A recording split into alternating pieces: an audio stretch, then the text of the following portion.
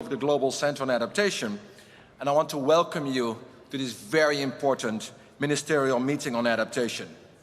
We have heard of the many bold commitments of heads of states and government and other delegations on climate mitigation last week, from methane to forest to net zero.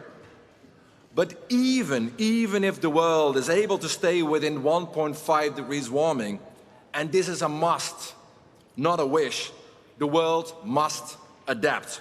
Every country, every city, every community, every farm is already feeling the impacts of climate change, and the poor and the most vulnerable are paying the price. They have done the least to cause this problem, and there is a fundamental climate injustice which needs to be repaired, and it needs to be repaired here in Glasgow. Action on adaptation is critical, not only because it is the morally right thing to do, because it is also the economic smartest thing to do. Why? Because every dollar, euro, pound invested in, say, climate resilient infrastructure has a $4 pound euro in return. It's simply smart economics. And the adaptation solutions, they exist. What we do need, though, is scale. What we do need is speed. And what we need is more and smarter financing. And we need to develop the partnerships to deliver this. We as GCA, we stand ready to work with governments and all partners, including you here in the room, to bring to scale and speed the adaptation agenda. Because, let us be clear, we are truly fighting the climate emergency as a battle on two fronts. Adaptation can no longer be ignored. In fact, it must be front and center. We have to raise ambition on both mitigation and adaptation. Likewise, on finance, we need to find parity between mitigation finance and adaptation finance. And Excellence is here today with us. We need you. Today's meeting, with the participation of more than 30 ministers from all regions of the world, with leaders from the most important financing institutions globally, you will be judged on one thing and one thing only. Have we accelerated bold adaptation action for those living on the front lines? That is the metric of success for today's ministerial dialogue. That's why it's now a distinguished honor to give the word to my dear friend and co-host of this event, Anne-Marie Trevelyan. She is, as you know, Secretary of State for International Trade of the United Kingdom, but she's also, importantly, the UK International Champion on Adaptation and Resilience for the COP26 presidency. And Anne-Marie, what a champion you have been, and what a champion your government has been throughout on adaptation. Your government is clearly walking the talk on adaptation. Thank you also for your very significant announcement last week for the Africa Adaptation Acceleration Program, the largest ever adaptation program to date, Africa-led, Africa-owned. Anne-Marie, the floor is yours.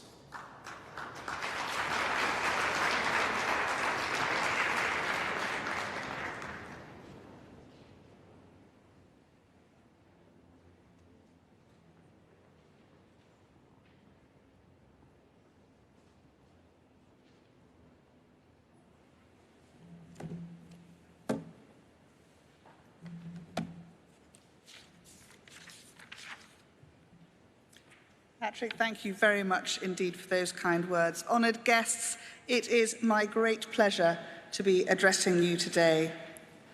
Thank you to all participating. Excuse me.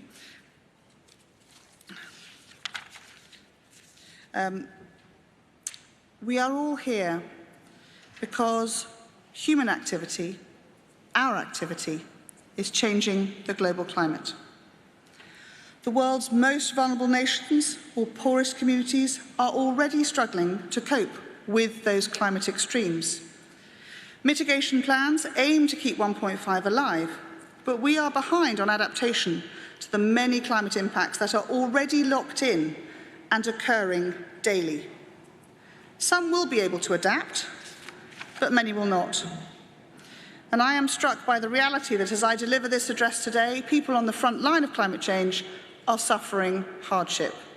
Some are losing their livelihoods, others their lives. Those who are most vulnerable to climate change have done the least to cause it. This is fundamentally unfair, and therefore we must and we can do more. We have to get ahead. We need a fundamental transformation of economic activity, and we must address the inequalities and the injustices that exacerbate climate vulnerability for so many populations. Over the last year, I have visited places affected by climate change, and I have listened intently. We have represented what we have learned from you in the newly published Glasgow Imperative on Adaptation. So we call on those here today to close the adaptation gap with us. We must act now, and we must do more. I have been proud to work with many of you on the Adaptation Action Coalition, which now stands at 40 members and is building consensus on sectors for priority action. Over 80 countries are now covered by national adaptation plans and adaptation communications, setting and sharing a course for change. And during COP26, we have announced over £140 million of adaptation support to African countries. Finally, I am privileged to announce today new UK support of £274 million for the Climate Action for a Resilient Asia programme. This will empower and equip 14 million people with the means to adapt to the impacts of climate change. So I trust that through this dialogue today, we can rapidly accelerate adaptation at a global scale and, importantly, learn from each other. It is our responsibility to build a climate-resilient future for all. Glasgow is a moment to build a movement, because we can't afford to fail. Our time is now. Thank you. Thank you so much, Anne-Marie, for remembering we need to build a movement, we need everybody on board, and also we need the financing to flow. So thank you for your significant contribution to Asia indeed. So the way we're going to run this meeting today, first we have a hard stop. 1 p.m. is the hard stop, which we're going to abide to, one. Secondly, we have 3 themes: ambition, financing, partnership, and ministers will speak to these 3 themes. And thirdly, we have framing speakers introducing these themes, after which then the ministers will respond to it. I know all ministers have very long speeches prepared by their teams, and Canada is ignoring. So what I would like to urge all of you, we know the adaptation imperative is there. Focus on the what and the how, not on the problem side, but on the solution side. So let me now first go to one of the framing speakers, Secretary General Ban Ki-moon, 8th Secretary General of the United Nations, also the chairman of the Global Center on Adaptation, and a strong advocate on adaptation action indeed. Secretary General Ban Ki-moon. Your Excellencies, ladies and gentlemen, what happens at COP26 could not be more important, because the reality is we have been failing. We have been failing the world, and we have been failing the most vulnerable communities living on the front lines. If we do not take the necessary steps to cut carbon emissions and adapt to the realities of our changing climate, the future could not be more bleak. Yet the response by governments around the world to the COVID-19 pandemic has shown what is possible when we face imminent peril. We must harness this same drive today in our response to existential climate threats. We cannot continue with business as usual. The most vulnerable are already bearing the brunt of our accelerating climate crisis. It is time for a change, and we all have a responsibility to make it happen. Young people are accusing us of not acting with a sense of urgency the climate emergency requires. We must show them we understand there can be no more hollow promises, and that we understand the opportunity there is to transform our world to a sustainable and resilient future, to allow countries to move from climate vulnerability to climate prosperity. Because adaptation is not only the right thing to do, it is the smart thing to do. $1 spent on climate resilience can see returns on investment of 20 to 1. This is why I'm pleased to see the United Kingdom has made adaptation a priority for this COP26, and that over 30 countries have now submitted adaptation communications or national adaptation plans representing more than 2 billion people, helping to share best practice and mobilize action. But a step change is needed to address the gaps in ambition, on mitigation, on adaptation, and on finance. To support the delivery of the Paris Climate Change Agreement goals, as the only international organization dedicated entirely to accelerating adaptation action, the Global Center on Adaptation, GCA, with Dr. Verkooyen at the helm, is ready to play its part in this transformation, to urgently accelerate climate action and ensure finance is flowing to support this transition, especially for the poorest and the most vulnerable. There is no time to waste. Thank you for your commitment and leadership. Thank you so much, Secretary General Ban Ki-moon, for your strong words of guidance. Let's move to the next speaker, Deputy Secretary General of the United Nations, Amina Mohammed. We all know her, we all love her. She has been a very strong advocate on adaptation, particularly also for Africa, and also calling for this 50-50 split between mitigation and adaptation finance. So let's listen to Amina. Thank you. Around the world, people are struggling with climate change. The signs are all around us: floods, droughts, heat, and catastrophic storms. The human toll is devastating: lost lives and livelihoods, displacement and migration, and young people losing hope in the future. And the burden will fall disproportionately on the poor and vulnerable, who contributed least to this problem. As we decrease emissions, we must also increase ambition on adaptation. All countries, but especially developing ones, need to support to build climate-resilient and green economies. The adaptation finance gap is considerable. The latest OECD report shows that just over $20 billion, about 25% of total climate finance, goes to adaptation. This is a fraction of the expected $300 billion needed by 2030. That's why the Secretary General continues to call on all donors to allocate at least 50% of their climate finance to adaptation. Multilateral development banks should start as soon as possible. Support for adaptation and resilience not only saves lives and livelihoods, it can also help countries recover from COVID-19 by investing in green jobs and infrastructure. Step by step, we are moving towards a more resilient future and the implementation of the SDGs. But we must do more. We must accelerate and scale up solutions like these. And that's what this meeting is all about. I look forward to hearing the results of your discussion.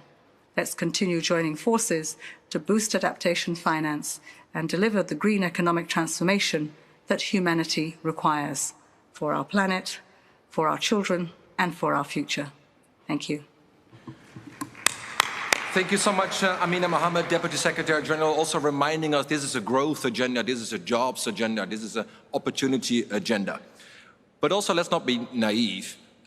Those who are suffering the most, as we said, are living in the global south, but also is the youth constituency. We already see massive impacts across the globe, but that will also increase over time. So let us hear from a youth voice, a message of urgency. Emily Dola, please.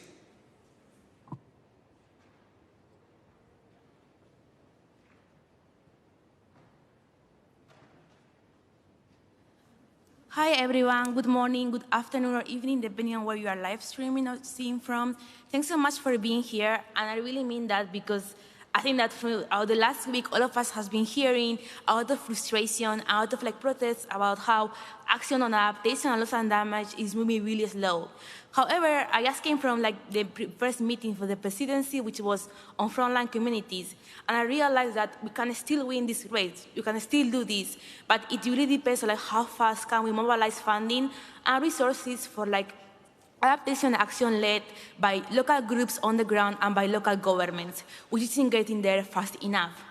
I also realized that we really need to make sure that we break through to some negotiation items, particularly around how to better operationalize Santiago network for loss and damage, as well as how to better support countries to develop national adaptation plans and communications.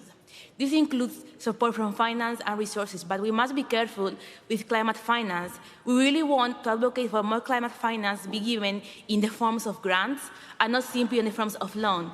Since economic equity is really important for the adaptive capacity of countries, and that has been highlighted in reports by the IPCC as well. More last but not least, we want all countries and ministers to consider that when they're thinking about vulnerability to climate adaptation and to loss and damage, they might look at communities as diverse members in which some groups are more affected by the impacts of climate change than others, from women and girls to disabled people to the elderly through young people. That means that any adaptation plans must be responsive to these differences around social marginalization and discrimination. They must consider this. And also, at the same time, we know that nature has been a really big theme in this COP. And so we really hope that when countries and ministers across all departments are planning for development and energy infrastructure plans, they consider how those might affect nature and in turn might lead to less adaptive capacity across their own countries. So please do keep that in mind when you take back to your countries and try to take all these words we are speaking here to plan some action happening on the ground. Thank you so much. Thank you so much, Emily, also for being so forward-leaning and calling upon all of us to be bold. Speaking about boldness, I would like now to invite a very good friend, my brother, President Adesina of the African Development Bank. Last week, you launched this Africa Adaptation Acceleration Program, and together we also brought forward an Africa Adaptation Youth Council, so that the voice of Emily and all the other Emilys in the world will not only be listened to, but also be used as an agent of change. President Adesina.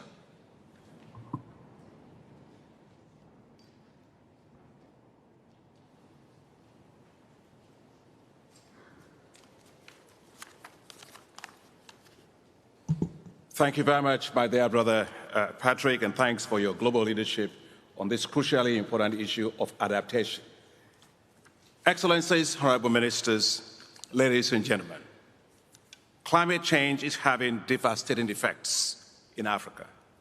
Droughts, floods, and climate-induced local swarms are devastating farmlands and increasing food insecurity and destroying livelihoods of smallholder farmers, majority of whom are women. Africa loses $7 billion to $15 billion a year to climate change, and this could rise to $50 billion a year by 2040. Let's have no doubt about it. Climate adaptation is Africa's main priority. Yet Africa has very little resources to adapt to climate change, as it receives only 3% of global climate finance. But we are not deterred. The African Development Bank is taking the lead in tackling Africa's climate challenges.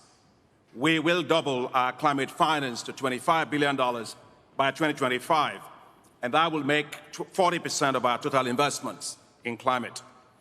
I'm very pleased that the African Development Bank is the only multilateral development bank to have achieved and exceeded parity for adaptation. We surpassed 50-50 parity between adaptation and mitigation in 2018, and we reached 55% and 63% for climate adaptation in 2019 and 2020, respectively. We are greatly honored by United Nations Secretary General Antonio Guterres' endorsement of the bank's leadership on climate adaptation in his speech to United Nations General Assembly. We have raised our ambition even further, together with Patrick and former UN Secretary General Ban Ki-moon. The African Development Bank and the Global Center for Adaptation launched the African Adaptation Acceleration Program. Our goal is to raise $25 billion for adaptation. It's the largest, the boldest, and the most transformative climate adaptation ever put forward for Africa. The African Development Bank has committed $12.5 billion of this amount, and we look forward to develop partner countries to help us to deliver on the $12.5 billion balance. This support will have amazing impacts. It will deliver climate advisory services to 30 million farmers and pastoralists. It will support 1 million youth and unlock $3 billion in financing for them. At COP26, just last week Friday, Patrick and I unveiled a $1 million prize for Youth Adapt. That was awarded to 10 businesses run by young people on climate adaptation in Africa. And 70% of the winners are women. That's very good, because when women win, Africa wins. To build the voices of young people into Africa's climate adaptation, the African Development Bank and the Global Center for Adaptation is announcing the launch of the African Youth Climate Council. The Council will amplify the voices, the ideas, the innovations, and the businesses of young people on climate in Africa. It will help to increase adaptation finance to over $5 billion a year, including from the private sector. We're already delivering massive impacts for the most vulnerable that Amina, my dear sister, talked about, who are actually the smallholder farmers of Africa.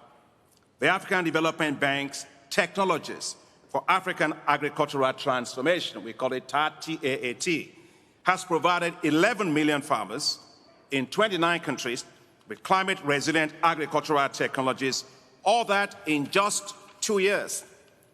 This includes heat-tolerant wheat varieties on 1.8 million hectares in Ethiopia, Sudan, and 6 other countries, areas warming from climate change.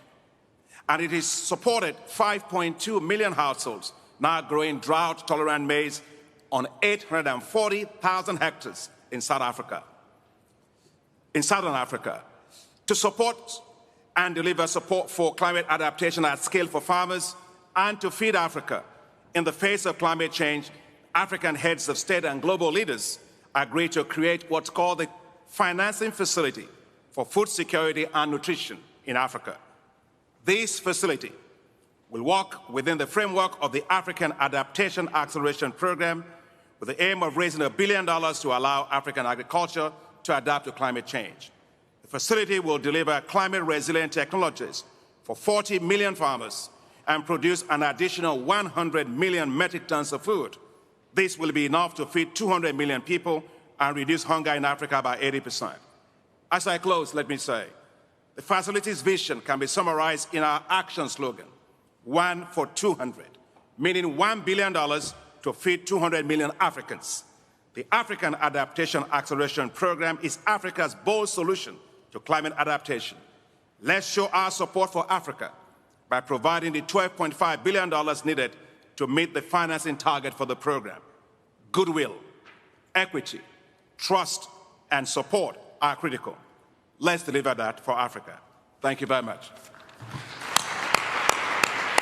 Thank you so much, Akin, for your strong words and also for reminding all of us of your 3 agenda items: action, action, action indeed, and putting women at the center. The next speaker is really speaking to that agenda and approach straightforward. Mari Pugenstu, World Bank Managing Director. The World Bank has been in the adaptation finance arena for many, many years. It was the first one who announced in Katowice a few years ago the 50-50 split. Madam, you have the floor.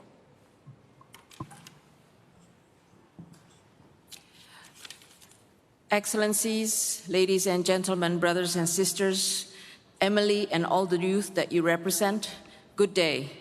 Thank you, Secretary Ban Ki-moon and the Global Center on Adaptation for the opportunity to join you today to put a spotlight on the adaptation agenda. On this 8th day of the COP, Adaptation Day, it's an important moment for our shared commitment to building resilience in climate-vulnerable communities, especially women who are most affected around the globe. We know why. climate change could push 132 million more people into extreme poverty by 2030. 216 million people will also have to suffer from internal migration across all regions because of emerging hotspots. This is why climate finance that drives more ambitious and adaptation action on the ground is at the heart of our climate and development work. In 2020, the World Bank adaptation finance amounted to $9 billion. Also in 2020, the World Bank accounted for over half of multilateral climate finance to developing countries and over 2/3 of adaptation finance. A lot of that goes to IDA, our poorest countries, with grants as well as very concessional terms. This translates into tangible outcomes that benefit people. For example, in Ethiopia, about 900,000 hectares of land is now being sustainably managed, benefiting some 2.5 million people. This work has led to better water access, less soil erosion, improved food security, higher yields, and diversified sources of income, resulting in more resilient livelihoods. A more interesting example is what we call the green fiscal stimulus, which has the triple wins. Programs, cash for work programs that restore degradation in landscapes and seascapes in various countries, in various of our client countries, achieve a triple win. It creates cash for work for the communities that are being affected by the pandemic, and at the same time, as they restore the land or the seascapes, they're improving their livelihoods and lives in the future, and also, obviously, contributing hugely to adaptation and resilience. But it will take more to deliver real change, as all of you have said.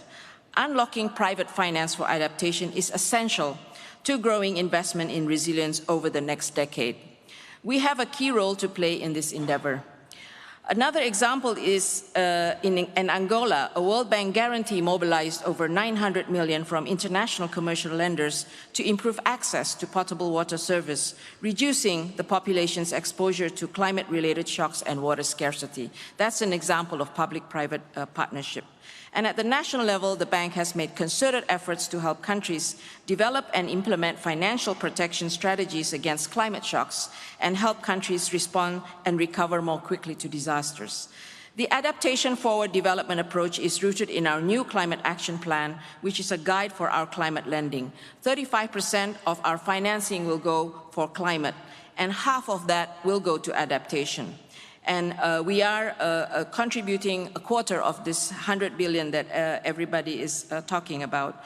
And on youth, I just wanted to mention, we have a Youth for Climate program in the bank. They recently created a Connect for Climate Youth program at the pre-COP summit in Milan, and I encourage all youth to also participate in that.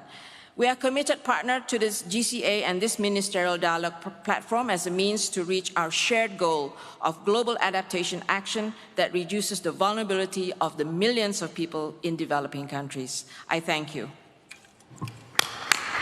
Thank you so much, Mary, also reminding us that it is also about access to finance and unleashing the firepower of the private sector indeed.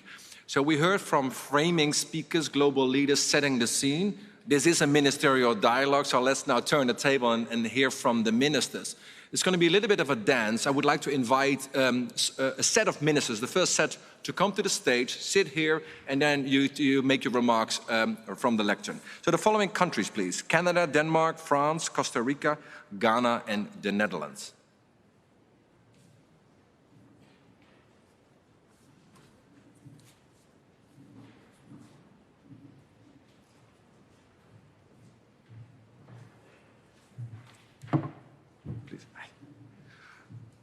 So when honourable ministers are taking the seat, it gives me also the time to introduce our next speaker, who has just been appointed in his job as the new Minister of Environment and Climate Change in Canada. Stephen Guilbeault, please, the floor is yours.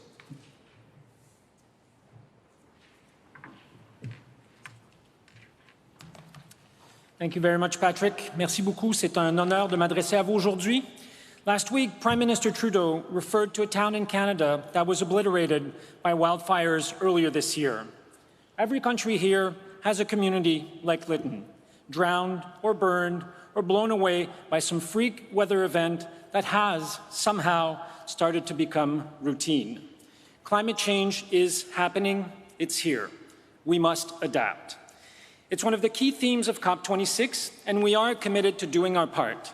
In Canada, like elsewhere across the world, climate change is disproportionately impacting those who are the most vulnerable. 4 of every 5 people displaced by changing climate are women. Earlier this year, we doubled our pledge for international climate finance over 5 years. From that, we've also committed to put at least 40% of our $5.3 billion toward climate adaptation. Le Premier ministre Trudeau a cité 3 initiatives ciblées de financement de l'adaptation lors de la COP26. First, Canada is re-upping with $37.5 million over 5 years to the Least Developed Countries Fund to help some of the most vulnerable communities adapt. Second, Canada will make its first ever contribution of up to $10 million to the Adaptation Fund. And third, Canada will provide up to $10 million for the National Adaptation Program Global Network. But we cannot talk about fighting climate change and adapting to its impact without talking about nature. This we know in Canada. Nature stores carbon. It both takes the brunt of climate change impact and buffers us from the worst of it. C'est pourquoi le Canada s'est engagé cette semaine à consacrer au moins $1 milliard à des solutions fondées sur la nature et axées sur la protection de la biodiversité dans les pays en voie de développement au cours des 5 prochaines années. This is my 19th COP. I attended the first one in Berlin as a wide-eyed activist. I'm still an optimist because I know that we, the people here at COP26, have it within us to ensure adaptation action reaches those on the planet who need it the most. Thank you. Merci. Thank you so much, Stephen, also for your government being so determined to drive adaptation action globally. Let's move to the next speaker, Minister for Development and Nordic Cooperation in Denmark, Flemming Møller Mortensen, also chair of a board member of the GCA.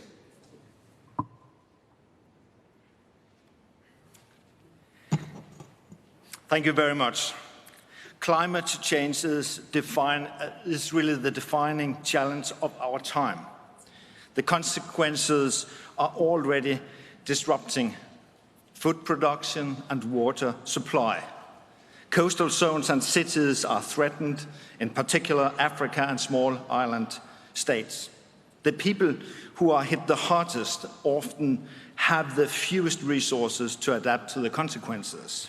Therefore, it is key that the developed countries collectively raise our climate finance.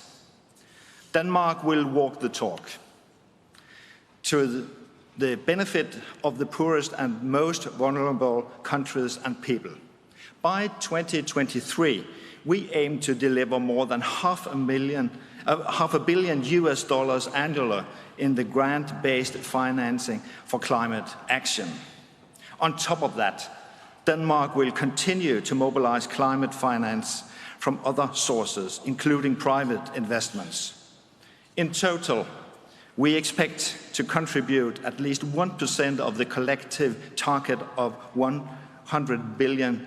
On top of that, I have just launched a pilot scheme with state guarantees. A scheme has the potential to mobilize an additional $450 to $600 million in the pilot phase. Climate change adaptation is a necessity. Floods, droughts, and cyclones are becoming more frequent. Poor people, crops, livestock, and houses are threatened. This is why developing countries, as well as UN Secretary General Guterres, call for increasing financing for climate change's adaptation. The Danish government is stepping up. We will dedicate at least 60% of our grant-based climate finances to adaptation. We also need to link implementations of adaptation action with inclusion and equality to ensure that we prioritize vulnerable communities, women, and employment creation, not least for young people.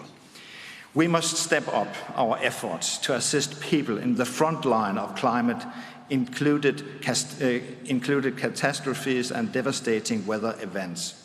Let's all rise our financing. We need all hands on deck. Thank you very much. Thank you so much, Honourable Minister, also for your government stepping up the share of adaptation finance, and particularly also the grant finance component to it. Very much appreciated indeed. And thank you for your big announcement on this today. Let's move to another part of the world, Central America, Costa Rica. We have with us a bold minister, a very forward-leaning minister, who basically is sort of the adaptation champion, not only at home, but for the whole world. Andrea Mesa, please.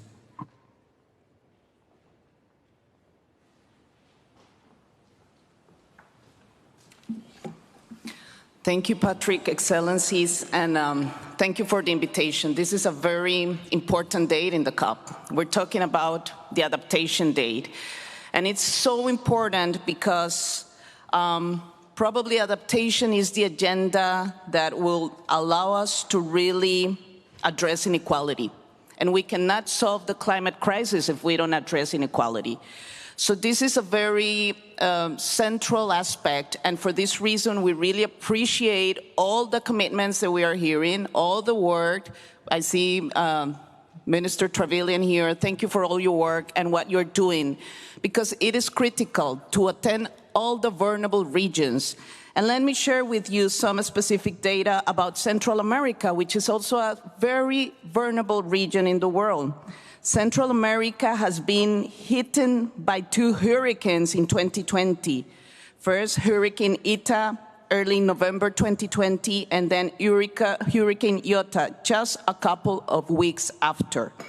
Eta has been considered one of the worst weather-related disasters in the region in the last 2 decades, and it generated devastated impacts in infrastructures, in lives. And this is just to remind us that it is so critical to not leave any region behind. This is a call for that, to also consider every region when we are addressing and talking about adaptation. And we have the vehicles. We need to generate capacities. We have the national adaptation plans and the adaptation communications. We need to transform them into investment projects, and we need to continue to accelerate the mobilization of investments in infrastructure, in agriculture, and in those areas that are critical. Dry corridor in the region, and also remember that investing in nature is probably the wisest investment that we can do in a more cost-effective manner to generate resilience. Thank you. Thank you so much, Madam Minister, reminding us, let's leave no region behind, and let's work with nature, not against it. Let's go to a different region indeed, Africa. We spoke about it quite a bit. President Adesina already introduced the adaptation imperative for Africa. Let's listen to the Minister from Environment of Ghana, Dr. Kukuhu. Please, you can speak from there. Yeah, speak from the left. Yes.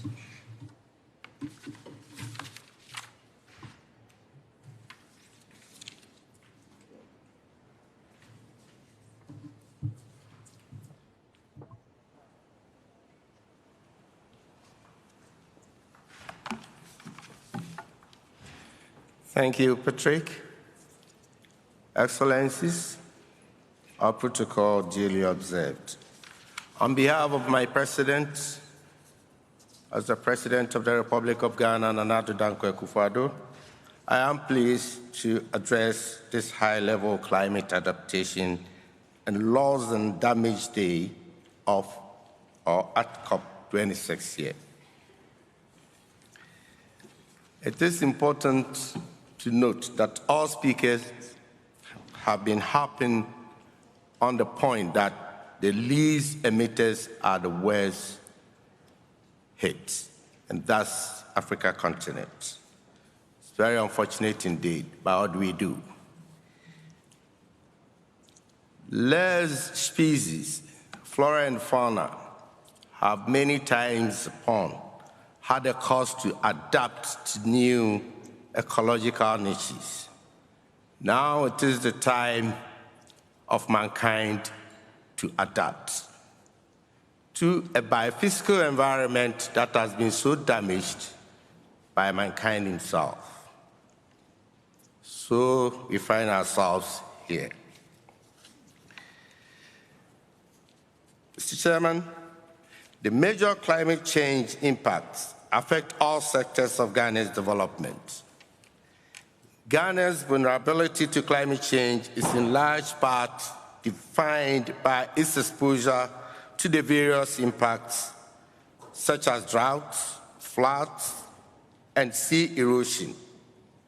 And it has become almost an annual event with great consequences on agriculture, energy production and distribution, water, forestry, among other sectors. However, we in Ghana are happy to partner Global Center on Adaptation, which has set a global adaptation agenda purposely to support vulnerable countries on adaptation. It is therefore first of its kind of global centers who believes and also have plans for implementation of adaptation actions of climate vulnerable countries. As we speak now, GCA has 2 major studies in Ghana looking for opportunities for investment in nature-based and city infrastructures, and also planning to include Ghana in its adaptation education program. It is for your information that Ghana has a high priority in climate change education, as education tends to improve understanding and appreciation of climate change impacts on our communities and on our people as a whole. What we've learned from the IPCC's latest report is that Africa is warming faster than any continent of the world, and this comes with the loss and damage associated with climate change. In this respect, Ghana stands with the common positions of the African Group and Climate Vulnerable Forum that major emitters have to come with additional ambition in this COP26 to further reduce their emissions and support the 50-50 adaptation and mitigation balance. It is of great importance to the vulnerable climate change countries that this dream is realized. Additionally, because we are already living inside a worsening climate emergency, ambition raising must now encompass adaptation as a major priority. We have a battle on 2 fronts, and we need to constantly and also accelerate adaptation action to keep us safe. It is very disheartening to note that the global goal on adaptation, GCA, as per Article 7.1 of Paris Agreement, is still non-operational. And at this current negotiation rooms, African negotiators are finding it very difficult pushing this agenda through. And it goes to emphasize the fact that what has been said at the higher levels of commitment by our colleagues in the G20s and the developed countries are far different from what is happening in the negotiations rooms. It's very unfortunate and sad indeed. If we are to make progress to save the planet and to save the world, it is now. We from Ghana and Africa calls on the entire Committee of Nations to truly commit ourselves to the fight of climate change, adopting adaptation as a major ingredient and a major step. Thank you for your audience. God bless you all. Thank you so much, Dr. Kokuvu. Also putting people at the center and investing in human capital indeed. Let's go to a different part of the world again. Let's come back to Europe. We have a very important minister with us today on ecological transition, who has also put forward last week very strong announcements on adaptation already by its President Macron. Barbara Pompili, please.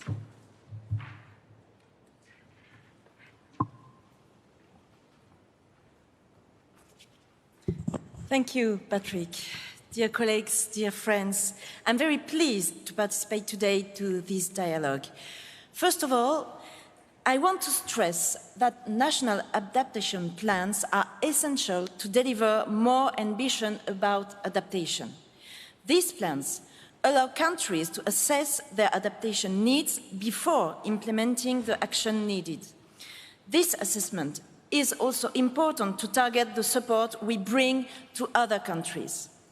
For example, our National Development Agency, AFD, has launched two initiatives, the 2050 Facility and Adaptation, to support our partners to design and implement low-carbon and climate-resilient strategies and to integrate them in public policies.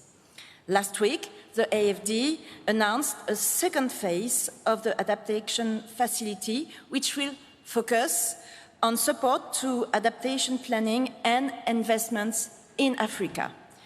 This kind of intervention should be based on a holistic approach, having in mind that ecosystems conservation can enhance resilience. At the World Conservation Congress in Marseille, we promoted the role of nature-based solutions as a key solution to ensure the effectiveness and adequacy of adaptation measures. To be efficient, our actions should be supported financially, of course. That's why France will provide €6 billion annually between 2021 and 2025 to climate action, with 1/3 dedicated to adaptation. France will also make a contribution to the Least Developed Countries Fund and has already doubled its contribution to the Green Climate Fund.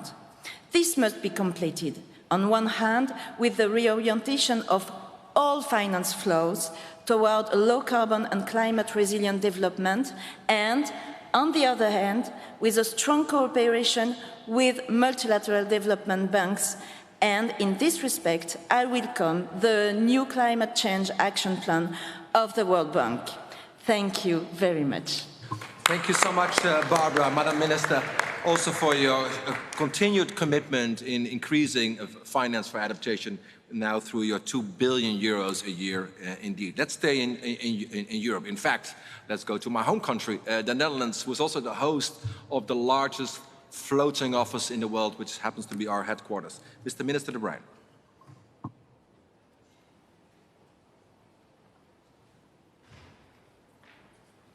Thank you very much, Patrick. And let me first announce I'm happy that I just signed the declaration on phasing out state support for investments in fossil fuel. So I think that's very good news, and I hope other countries will join us.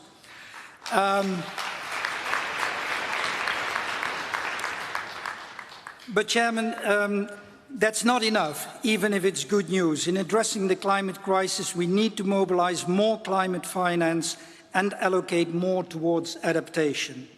Currently, just 1/5 of all climate finance is geared towards adaptation.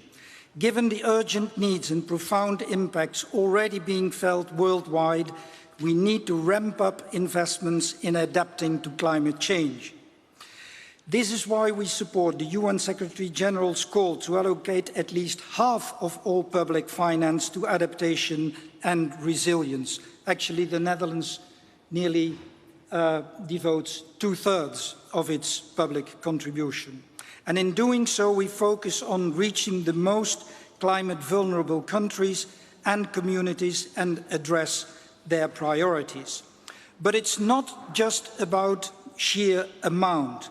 We must also improve the quality of adaptation finance, which should first and foremost be needs-based and contain a higher proportion of grants, avoiding further indebtedness of least developed countries.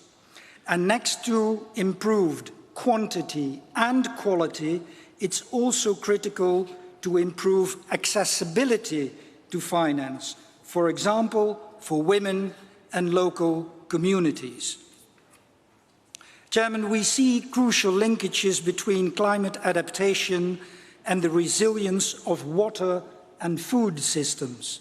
This is why the Netherlands will be co-hosting the United Nations 2023 Water Conference to accelerate global efforts to meet water-related challenges. The climate crisis is manifesting itself in water through drought and flooding, and sometimes even through pollution in cities, on farms, in nature and in households. Water is an important entry point for building climate resilience. At the recent Food Summit meeting in the General Assembly, national pathways were identified as means for food systems transformations. We need to think how these national pathways and NDCs can be mutually reinforcing and how to crowd in more private sector finance. Finally, to deliver adaptation progress at speed and scale, we should look to build partnerships that leverage knowledge, experience, and finance. The challenge is simply too great. We need to work together in partnership to drive the adaptation agenda forward. Thank you very much. Thank you so much, Tom, Honourable Minister, for a very bold statement, also remembering us that it's not just quantity, but it's also quality and access of finance indeed, and grant component needs to be an element to this. This also brings an end for this round of conversation. Let me also thank again all ministers here for their strong statements. I would like now to switch to the second bucket of topic which we will address, finance itself. So we have again framing speakers, then we will come to the minister on stage, and let again warm welcome and a thank you to the ministers who will go back to their seats. It also allows me, knowing we are really rushed for time, and I want to accelerate this meeting in and of itself as well, to our next speaker. I think Andrea Messa indicated we need to think about all regions, not just the North or the South, but also, for example, the Caribbean. So I'm delighted to introduce John Leon, President of the Caribbean Development Bank. John, you're here? If John is not here, we do have Susanne Moorhead with us, the chair of the Development Assistance Committee of the OECD. Susanne? Oh, here, sorry, I was too fast. I'm going too fast. John, great. The floor is yours.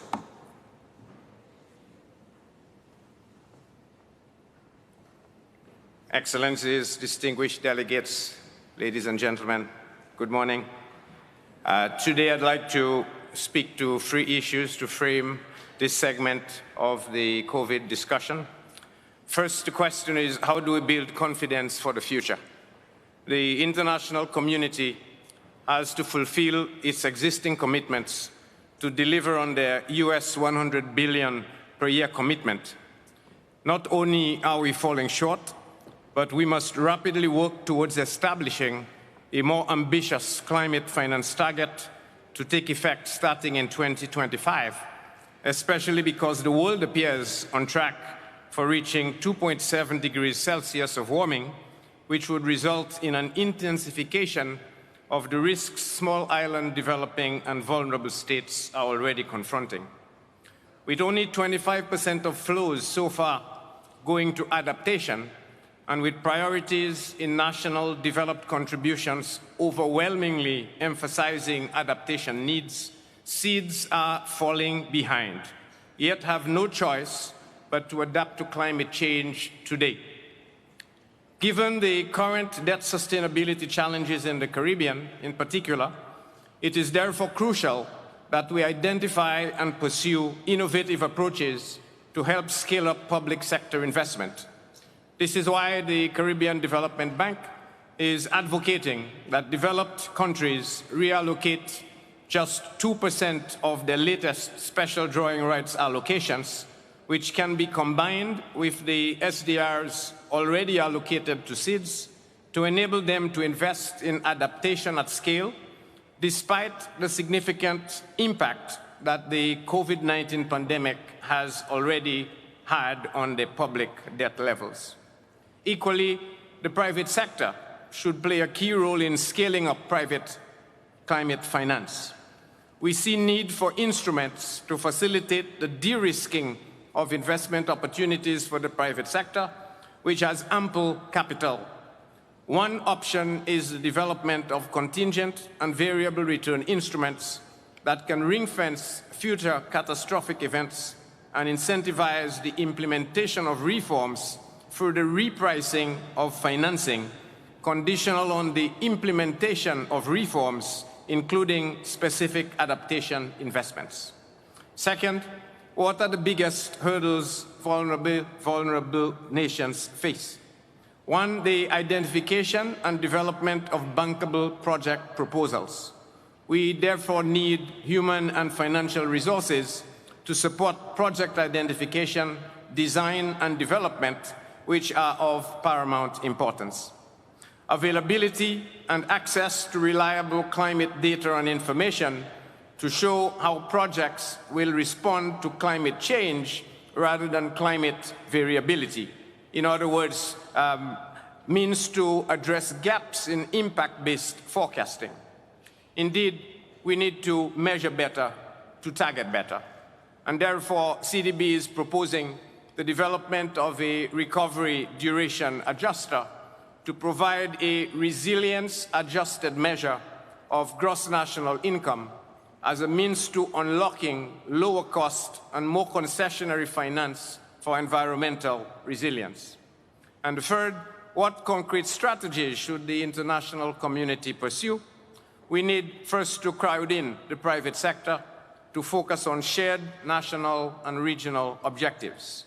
To do this, we can work studiously at partial loan guarantees, first loss guarantees, and other regional innovative instruments to de-risk private sector investment opportunities.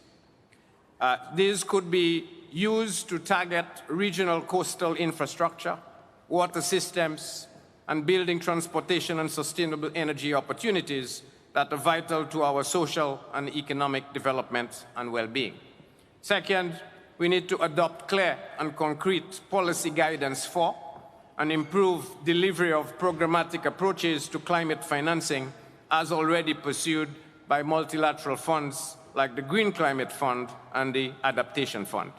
And third, to enhance the reliability and approval timing of climate finance flows to facilitate the unlocking of additional investment by the public and private sectors.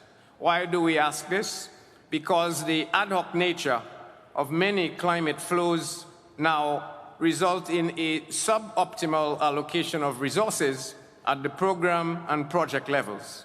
In addition, the longer review and approval timelines that we face and vary quite dramatically result in challenges for planned co-financing, sometimes derailing projects and programs altogether. Ladies and gentlemen, I thank you. Thank you so much, Dr. Leon, for your strong words of guidance, what is needed, including bankable projects for adaptation, indeed. Let's move to Susan Moorhead of the OECD, the chair of the Development Assistance Committee, DAC. You already reminded us before that how important it is to link adaptation and to mainstreaming into development. Susan, the floor is yours. Thank you very much, Chair. So I'm delighted to be here today as the chair of the Development Assistance Committee, or DAC, which represents 30 of the world's most generous donors. And amongst other things, we're responsible for the governance of that fantastically precious resource, official development assistance, which was over $160 billion last year. And many of you have mentioned the importance of concessional finance, and ODA, of course, is by definition either granted or lent on very, very favorable terms. We were asked to talk about concrete strategies. Well, I'm delighted that we agreed a few days ago a landmark declaration in the Development Assistance Committee, which sets out a new approach and vision about how we align development cooperation with the goals of the Paris Agreement. And I think by extension, we need to say here today that it's also to align with the delivery of Glasgow. It's a package deal, and like all package deals, it was a hard-fought compromise. But central to it, and I think with unanimity in the committee, was the recognition that adaptation has long been neglected in development cooperation and in all climate discussions, and that this has got to stop, right here, right now. Sadly, it's too late to imagine that we will reduce poverty or tackle inequality or achieve any of the Sustainable Development Goals without more and more effective finance for adaptation in poor countries. How do we help to rebuild confidence in those partner countries? The first thing is to listen, as we did when we were developing our declaration.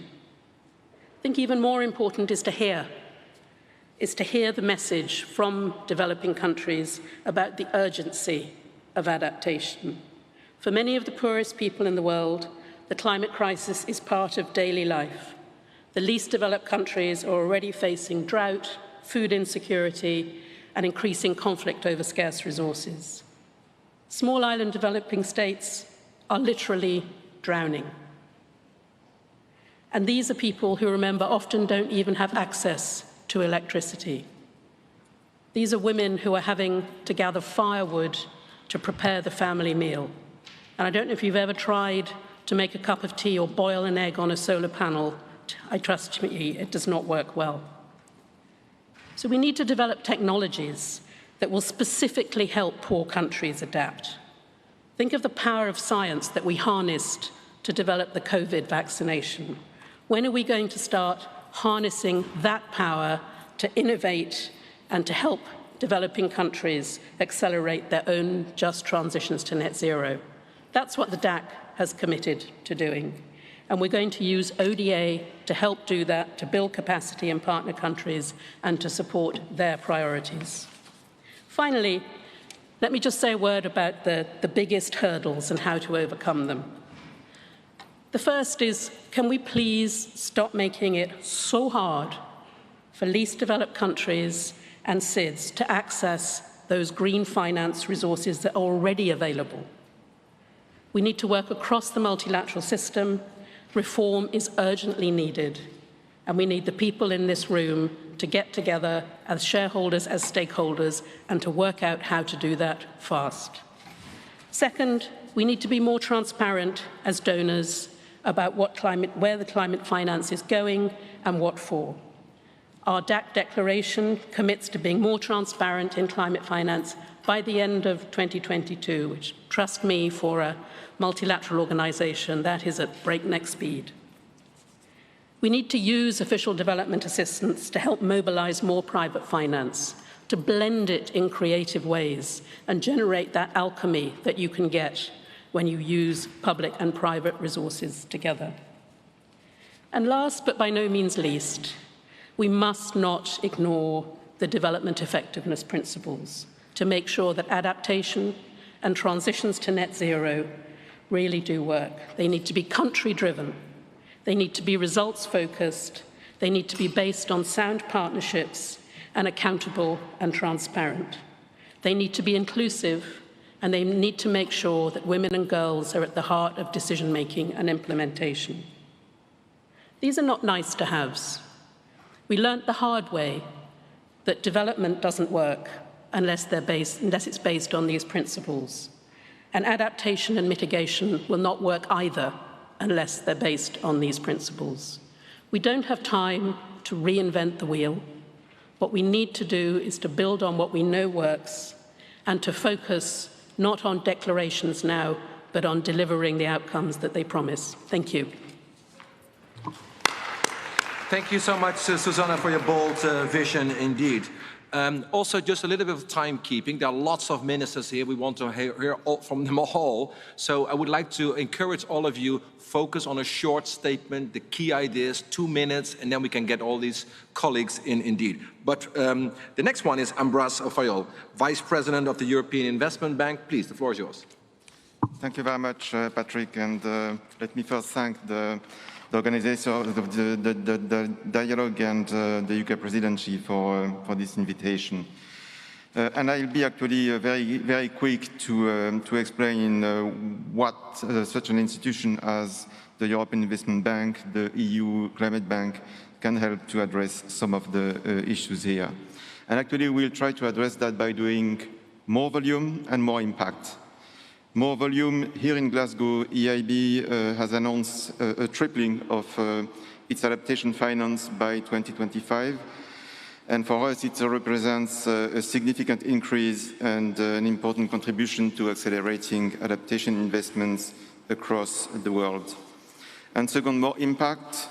We will be able to overcome the structural barriers to investment in adaptation only if we can increase also the impact of our finance. And for that, we will scale up investment for physical capital, natural capital, and human capital. And let me just give a few examples of those three. On physical capital, we will support investment in physical capital, in particular in cities, to help manage floods, to protect critical infrastructure related to water, agriculture, energy, transport, and health from more extreme weather. We've done that in Mozambique for the reconstruction and enhanced resilience of the water supply and wastewater infrastructure destroyed by the cyclones 2 years ago. We'll also support higher risk activity associated with innovative products and technology, and we think this is actually what the public bank has to do. For example, we are investing in the Climate Resilience and Adaptation Finance Technology Transfer Facility, CRAFT, who is the first private sector fund dedicated to invest in growth equity in companies in Asia, Africa, and the Americas that provide data, tech-enabled services, and products to manage the risks and impacts amplified by the climate change. We are going to increase our investments in the resilience of ecosystems that can help protect cities by reducing water runoff, creating natural barriers to flooding, and reduce extreme heat in the urban environment. Nature is part of the solution. And finally, in terms of human capital, we also need to be smarter and invest in human capital. We are part of the AAAP initiative that is led by the African Development Bank, and that is also your initiative, Patrick, at the Global Center of Adaptation. And we also are implementing the City Climate Finance Gap Fund that is supported by the German and Luxembourg governments. And together with the World Bank, we will help cities across the globe realize their ambitions for both climate resilience and low-carbon development by offering technical and advisory services for early-stage preparation and planning. I will close here, but not without saying a point that Susanna just made, that in our strategy for adaptation, we will pay special attention to the least developed countries and the small island development states that need certainly our support. Thank you. Thank you so much, Ambros, for your very strong words and also committing the EIB for even doing more in the near future. We're going now back to the ministers. We are behind time. I mean, yes, I'm doing not a great job as a moderator. Let me just invite ministers and representatives to come to the stage as follows: United States, Fiji, Colombia, Peru, if you can come to the stage, colleagues, Somalia, Japan, and UAE. If you're here, great.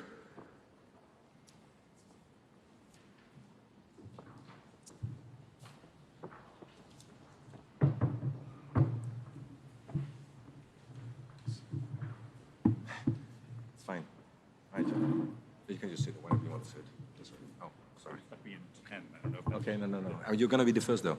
So, which also allows me to introduce our next speaker, a person who was instrumental only a few years ago in concluding and getting the Paris Agreement concluded. Jonathan Pershing, Deputy Special Envoy of the United States. Jonathan, you have been a strong advocate for the energy revolution. What is the position now of the United States on adaptation, both at home and how you can support internationally?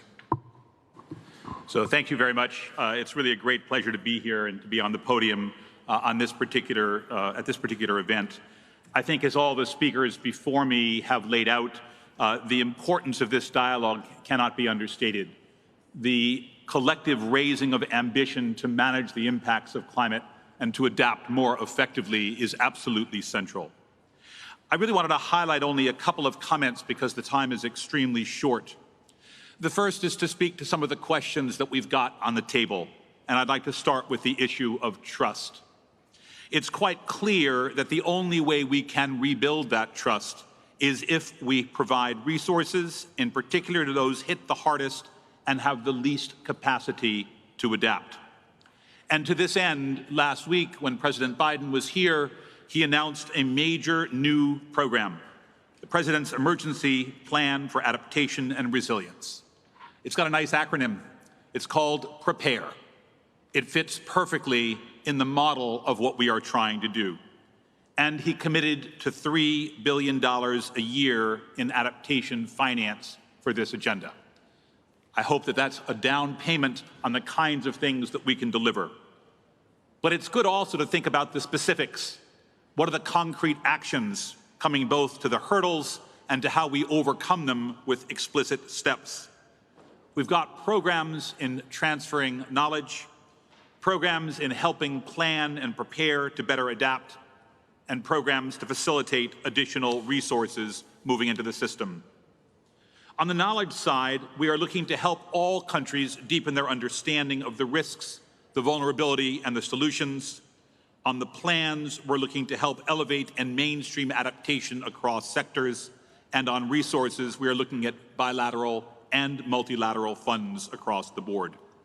And these will be part of specific projects like resilience programs in Life AR, like the CRAFT program for technical assistance for resilience, and like low-income and SIDS programs for the islands and least developed countries. We look forward to our participation and to our engagement with you all. Thank you. Thank you so much, Jonathan. Also, congratulations for President Biden for his strong leadership on this particular agenda, indeed. Let's move to the next speaker. We have heard from Ministers of Environment, a Minister from Development Cooperation, but it's also vital to get Ministers of Finance and Ministers of Economic Affairs engaged in this debate, indeed. So we have our next speaker, Aya Sayed Kayoum. Please, the floor is yours. Thank you, Your Excellencies. Between 2010 and 2017, the most climate vulnerable countries received less than $20 per person per year in adaptation financing. That underinvestment is deadly. The vast majority, up to 60% of disaster-related deaths, continue to occur in vulnerable countries. That number will rise, potentially exponentially, if the gap between adaptation needs and adaptation financing persists. The rationale for why at least half of climate finance must go towards adaptation is quite clear, as is the importance of that funding being extremely affordable. And of course, developed nations should deliver the finance they pledged to deliver.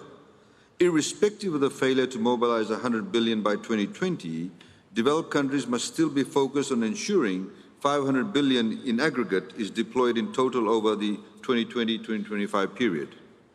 We can rebuild confidence and trust between nations if we act now to prevent those failures from becoming precedent and get to work reshaping and rethinking the international climate financing regime. We have a clear performance indicator, whether or not finance flows to the most climate vulnerable countries. To move both from billions to trillions whilst also improving the quality and effectiveness of adaptation and mitigation focused financing, we need to create greater credibility through increased predictability under the Paris Agreement. Furthermore, income status is of one many-dimensional metrics. It cannot serve as the bedrock of decision-making. The calculus is actually more complex, and the central logic directing climate finance flows should be centered on climate vulnerability. Our world is not one-dimensional, neither are our problems, challenges, and indeed decisions. Finally, we must dispel the developed world's loss and damage taboo. We cannot adapt ecosystems that have already been irreversibly altered or retrofit communities that are already in the age of uninhabitability. High emitters cannot have their cake and eat it too if we are to restore trust, regain confidence, and reinstall good faith in light of the gaps and discrepancies that have hindered our efforts to build a safe future. We need dedicated and additional financing to offset the burden of climate impacts that we don't have the ability or opportunity to curtail, mitigate, or dampen. Last but not least, this must go well beyond the rigid, narrow scope of insurance and risk transfer. This needs to be about getting finance to those that have lost what cannot be replaced as a result of this battle. Those who must be given the opportunity that is consistent with basic human rights at the core of the Paris Agreement. Thank you. Thank you so much, Honourable Minister, for your strong words. Indeed, a warm applause. Let's move to our next speaker, Minister of Environment and Sustainable Development from Colombia, Carlos Eduardo Correa Escaf. I mean, sir, you already announced last week an ambitious commitment to declare 30% of your territory as protected. What is next for you?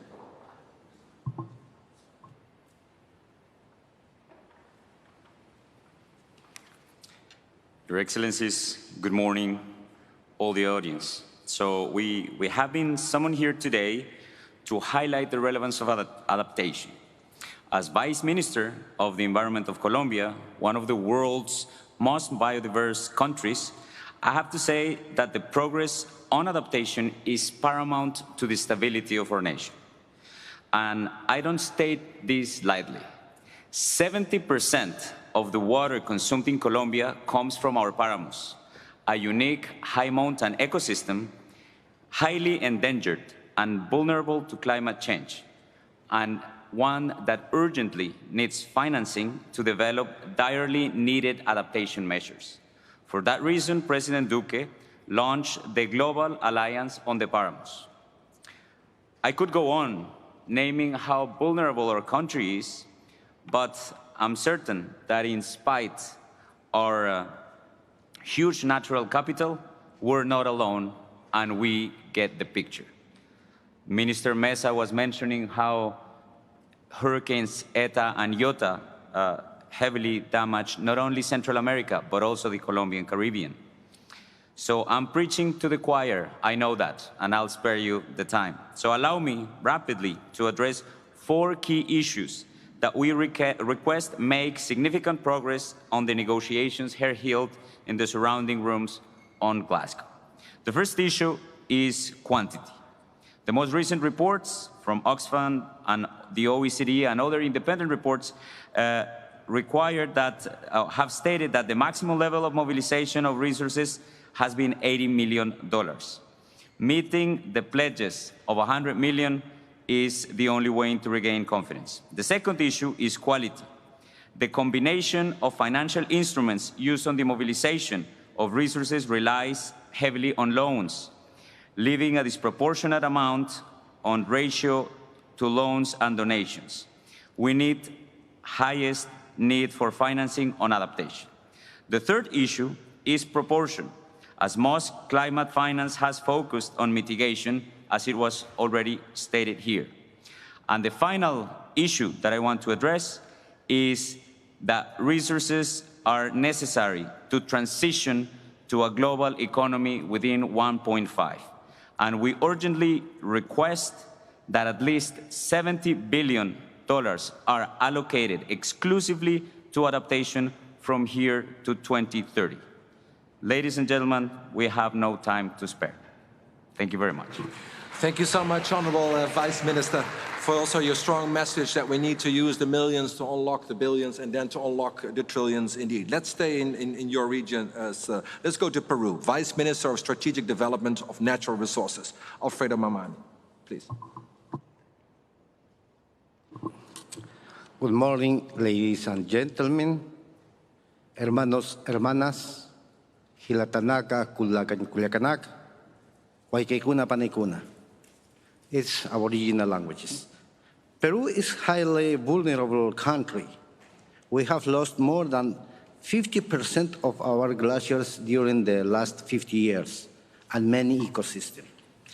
Peru has already presented its NDC, where priority action on climate change were identified to achieve carbon neutral and climate resilient development in adaptation. We have identified 92 measures that cover areas such as water, farming, forest, fishing, aquaculture, health. In addition, work is being done to develop measures in tourism and transportation. Furthermore, in June 2020, we approved the National Adaptation Plan, which considers that NBS approach. It's a guiding document for adaptation in Peru for 2030 and 2050. In addition to identifying and document and planning adaptation objectives, public and private, domestic and international financing sources, and adaptation were analyzed. It is complementary manner we will complete our climate finance strategy this year. This instrument will include estimation of financial needs, strength, resource mobilization, and identify access to financial opportunities for the implementation of NDC, taking into account the particularities and main challenges of the country. Following this experience, we recognize that it's important that climate finance providers and intermediates recognize the initiative aligned to the achievement of the country's NDCs and EIP and facilitates the implementation of this effort. Adaptation is our priority. Climate change is affecting all of us, nature, population, and goods. Indigenous people and women are our best partnership. We need to act now. We need your support. We can save the planet together. Thank you. Thank you so much, Alfredo. Honourable Vice Minister, for your strong words indeed, also reminding us how important it is to have the NAPs aligned with domestic financial resources and international financing flows indeed. Let's go back to Africa, Somalia. Minister of Planning and International Cooperation of Somalia, Sir Gamal Hassan. You, of course, you're battling with drought and other challenges. How can we help? Please.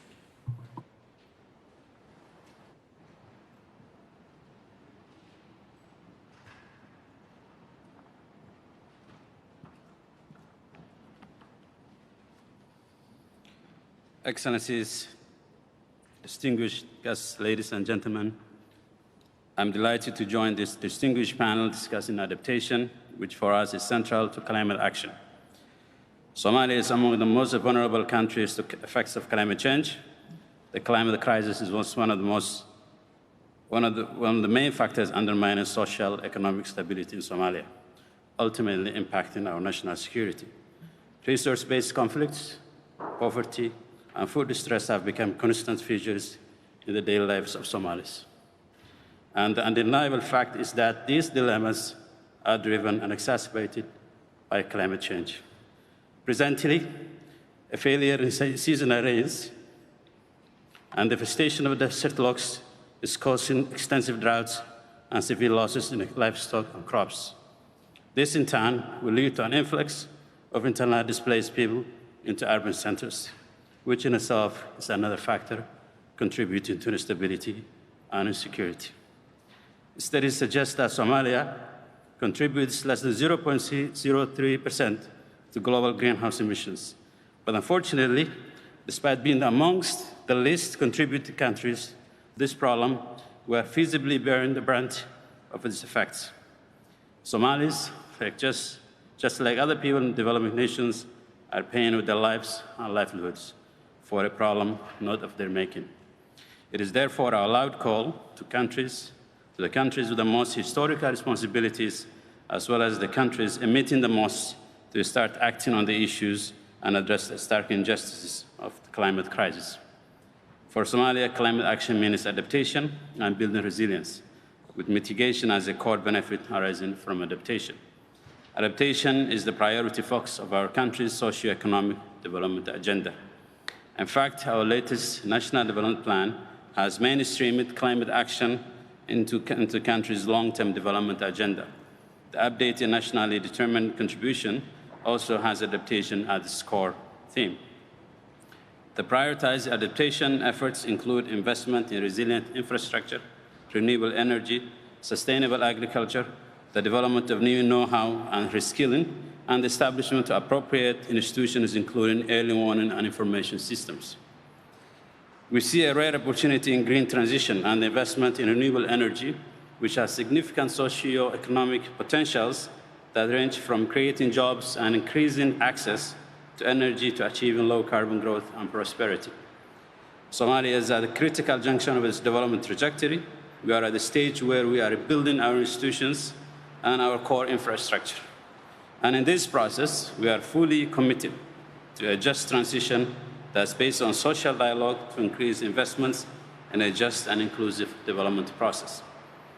We firmly believe that the adoption and sustainable use of all forms of renewable energy in the pursuit of sustainable development makes it possible to meet long-term climate goals while reaping the full socio-economic benefits along the way. These and other investments are prerequisites to any mitigation efforts for the recurrent humanitarian emergencies and the worsening effects of climate crisis on our country. Our priority adaptation actions require resources and investments far beyond what our country can afford, and the financial flows to support the adaptation actions remain far below expectations. We need scaled up and predictable adaptation funding with commitment to reach equal allocation to adaptation and mitigation as soon as possible. We need to allocate proceeds from market mechanism activities under Article 6 of the Paris Agreement to the adaptation financing in developing countries.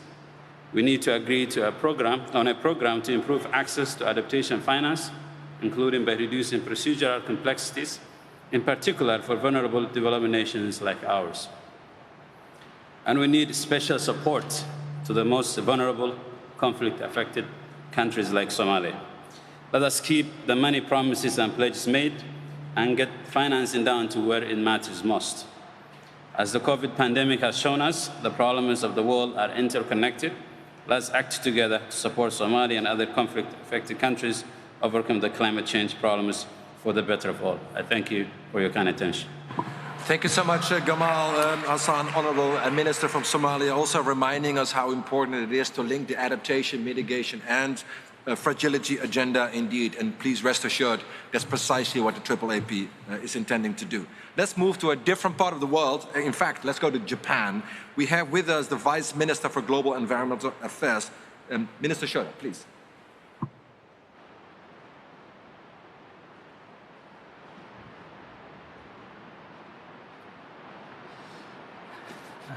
Good morning or afternoon, everyone. It's my honor to deliver a speech on behalf of the Ministry of the Environment, Japan. Japan promotes adaptation measures to cope with climate change impacts, such as weather disasters, based on Climate Change Adaptation Act, formulated in 2018.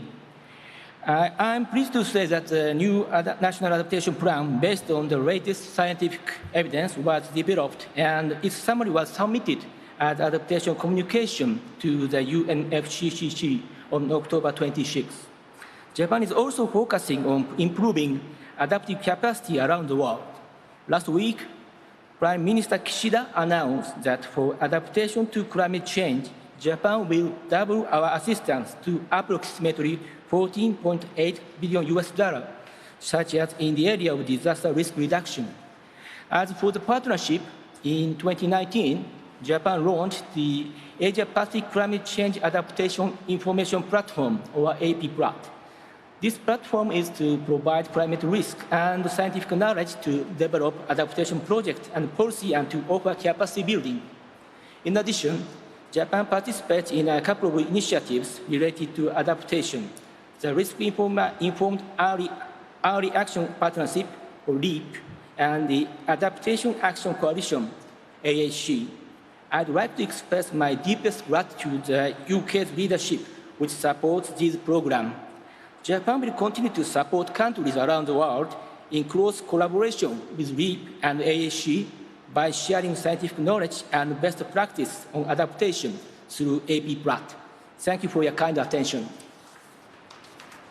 Thank you so much, Honourable Vice Minister, also for the increase of your climate finance and within that the adaptation component. Let's move now to MENA, to the Middle East and North Africa. We have with us a distinguished, bold leader from the region, Minister of Climate Change and Environment of the United Arab Emirates, Mariam El Mari. Obviously, water is a big challenge for you. What's next?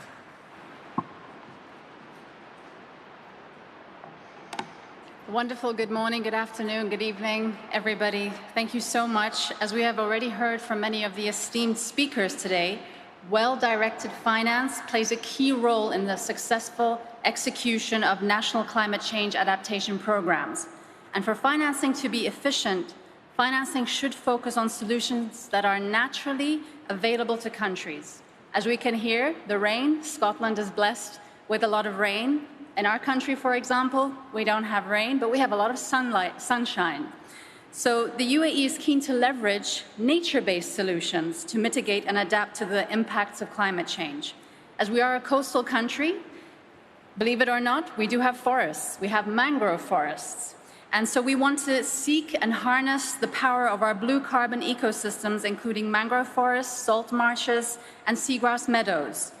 Mangrove forests, as you may know, protect our coast from rising sea levels and storm surges and provide critical habitats for biodiversity. They also serve as an effective carbon sink. So the UAE right now is home to 60 million mangroves that form forests spanning 183 square kilometers and capture 43,000 tons of CO2 annually. So to maximize the potential of our nature-based climate solutions, we proactively work to expand our mangrove cover. Last year, we submitted our second NDC that included planting an additional 30 million mangroves by 2030. Now today, I am proud to announce an important enhanced step. We've done a lot of financing in renewable energies to capture the power of our sunlight that we receive 365 days a year. And now we want to strengthen our blue carbon ecosystems even more. So the UAE will now target an additional 70 million mangroves on top of the committed 30 million mangroves, making our new mangrove planting target 100 million by 2030.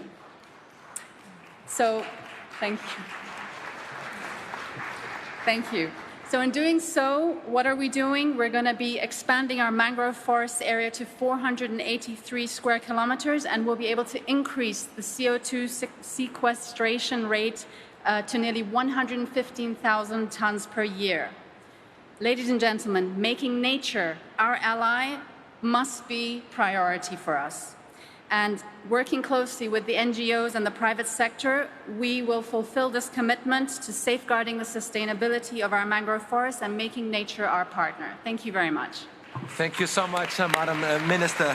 This is also a fantastic way of ending this second panel, in this case making blue carbon ecosystems at the heart of the adaptation solution indeed. I want to thank once again all ministers here on stage and government representatives. Thank you so much. Let's turn now to the next segment. If you can go back to your seats indeed.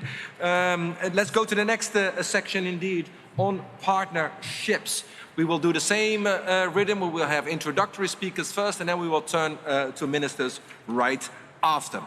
What better person to start the partnership section with than Agnes Kalibata? Obviously, Agnes, we all know Agnes, president of ACRA in Africa, but also she was the chair and the champion on global food systems, which was recently very concluded in September. Agnes, you have the floor.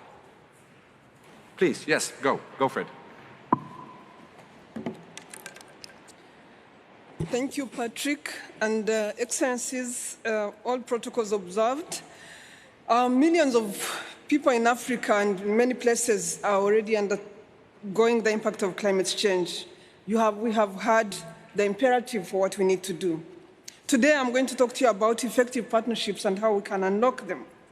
And I'll go straight to the point. First of all, we need to build on the work of the Food Systems Summit that has just ended, where 165 countries put forward pathways, which pathways look at planet, food, and economies, and have solutions that bring this for the first time together. We need to take advantage of these partnerships. Second, we need to take action at local level. The 70 million smallholder farmers in Africa that live in farming every day don't want speeches. They want better seed. They want us to partner for that. Let's support the work of the CGIR. Let's support the work of other institutions like AGRA and many other institutions that can take these things to the farmers faster. Let's use public resources, third, to unlock private sector resources. We need to embrace initiatives like the African Development Bank Accelerator Fund that gives us an opportunity to unlock public resources. Let's work together. Let's stop the fragmentation. There's so much fragmentation on the ground, and we are not optimizing each other's efforts. Let's learn from each other. Lastly, we cannot advance on 1.5 degrees if we do not address the challenge of food systems. I hope next year, the COP27 next year in Africa is about food systems, because 65% of Africa's population live in food, benefit from food, and work with food. So I'm looking forward to that. Thank you so much, Agnes, for your strong words, also for your encouragement to invest more in CGR indeed. Let's go to our next speaker, Angelique Popano, CEO of the Seychelles Climate Change and Adaptation Trust.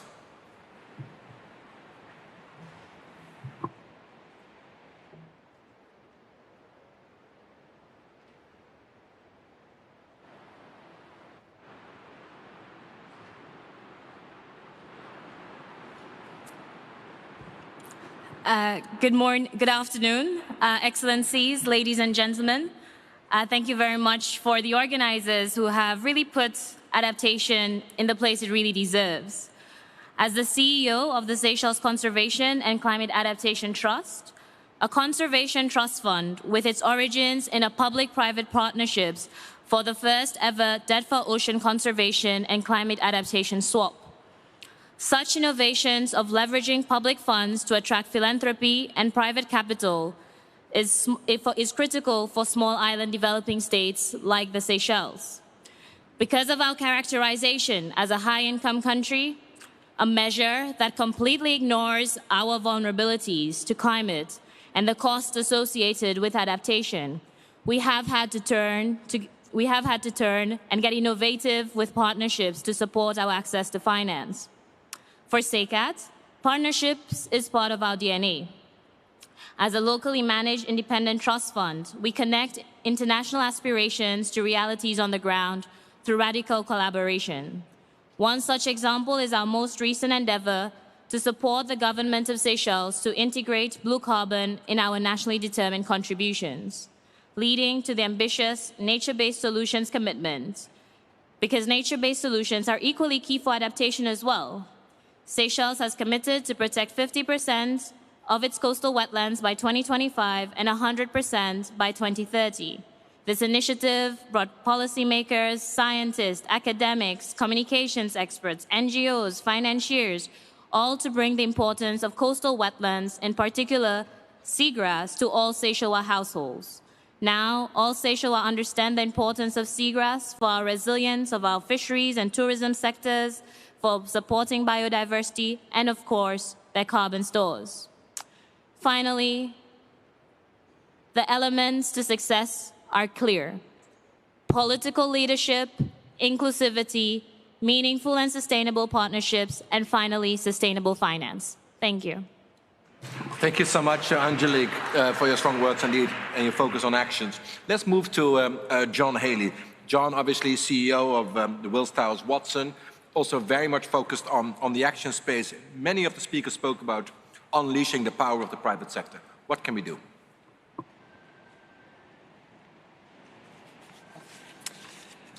Your Excellencies, ladies and gentlemen, thank you very much for the invitation to speak about adaptation partnerships. Now, following years of sustained effort, climate resilience and finance are finally experiencing some real breakthroughs. The climate resilience emergency is driving shared realities and mindsets that are helping us adapt faster and at the scale required. We've seen some major announcements in Glasgow from public-private groups, including the Insurance Development Forum and the Ocean Risk and Resilience Action Alliance, as well as the multi-stakeholder Global Resilience Index Initiative, which is launching as I speak. Back in 2019, at the UN Climate Action Summit, we launched the Coalition for Climate Resilient Investment, or CCRI. CCRI's mission is to deliver practical solutions for better pricing of physical climate risks in investment decision-making. And CCRI's solutions cover two critical areas of decision-making. The first is national planning, or systemic resilience, and then asset design and structuring.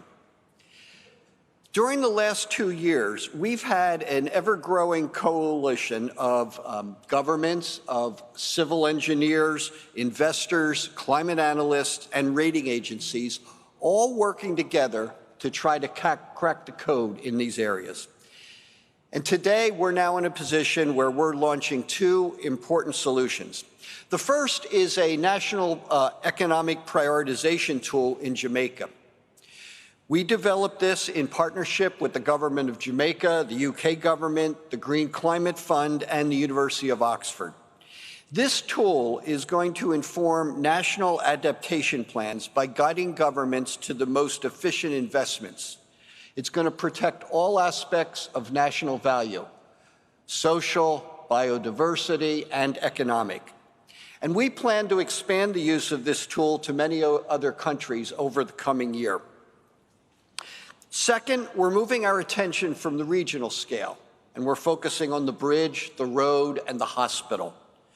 With collaboration between 27 public, private, and academic institutions, the physical climate risk assessment methodology integrates resilience into cash flows. And besides these 2 important solutions that we've announced today, CCRI has now initiated its capital piloting phase, which is going to result in CCRI's League of Investment Funds for Resilience. This series of investment solutions will apply CCRI solutions toward resilient investments across critical regions, and it's committed to raising at least US $5 billion by COP27. Here in Scotland, 245 years ago, Adam Smith introduced the invisible hand that shapes the wealth of nations.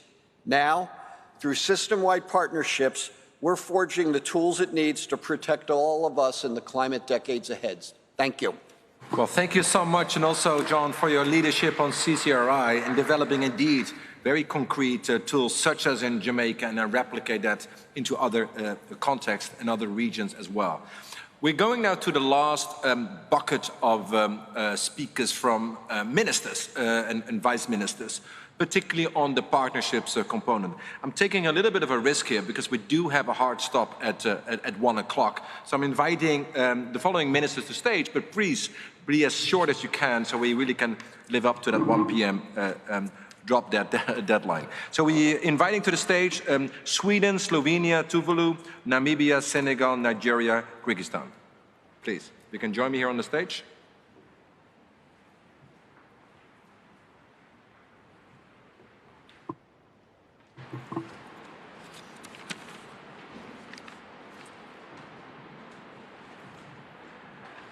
And I know there are still many more speakers who would like to take the floor as well. So if we have time, we will come to that. If we don't have time, then of course the fault is mine. But let's get to these ministers first and see where we are.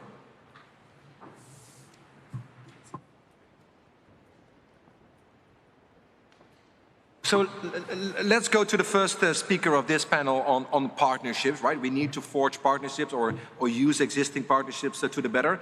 We have a very important speaker with us, Minister for International Development Cooperation from Sweden, Per Olsson Fridge. Please, the floor is yours.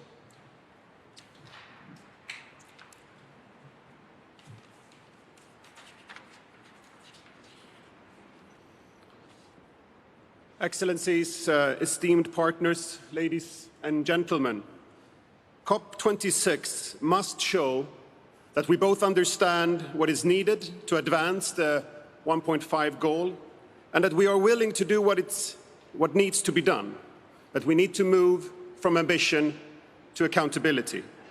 We need to cut emissions drastically, and we need to do it now. Our planet is in a state of emergency. It's a climate crisis, bringing an increased number of storms, floods, wildfires and droughts, a biodiversity crisis with an accelerating extinction of species, raising sharp questions about how our livelihoods depend on our relationship with nature. And as we are destroying our ecosystem services that we depend on, and on top of it, an inequality crisis exacerbated by the socioeconomic effects of the global pandemic, again, disproportionately affecting those who are already most vulnerable.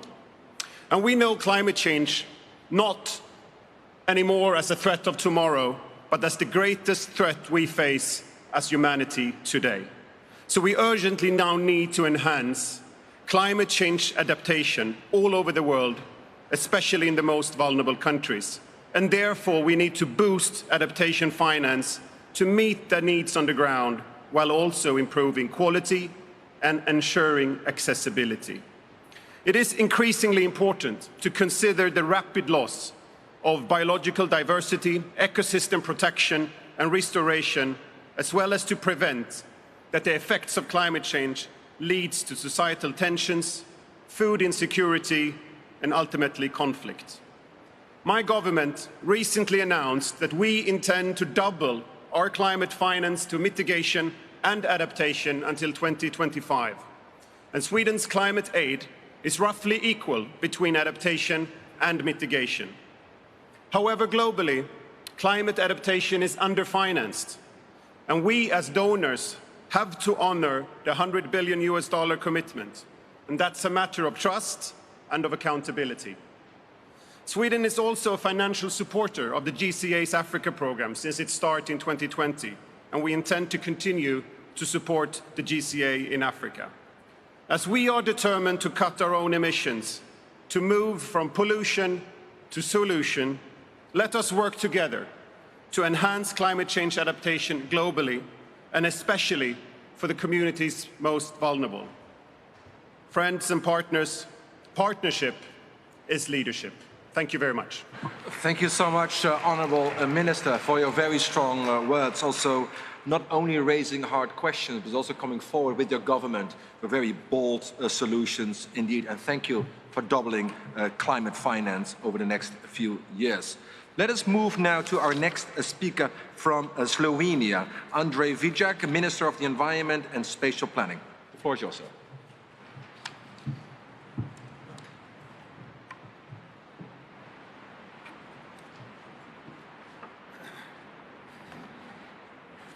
Dear ministers, distinguished delegates, there is a growing awareness that climate mitigation and climate adaptation are two sides of the same coin.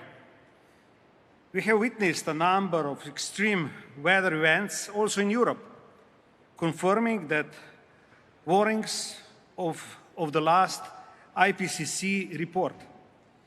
In the beginning of this year, the EU presented a new adaptation strategy with the vision of the Climate Resilience EU by 2050. We believe that stepping up international action and strong multilateral approach is the key.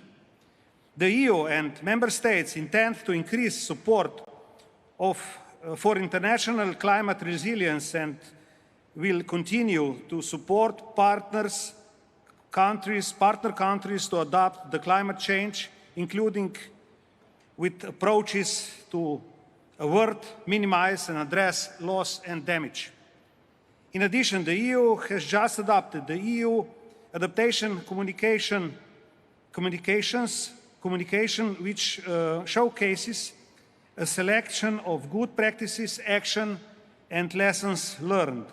As the EU and its member states are the world's leading donors and we are increasing our contributions, we believe that creating partnerships and implementing facilities is increasingly important to ensure the best use of funds.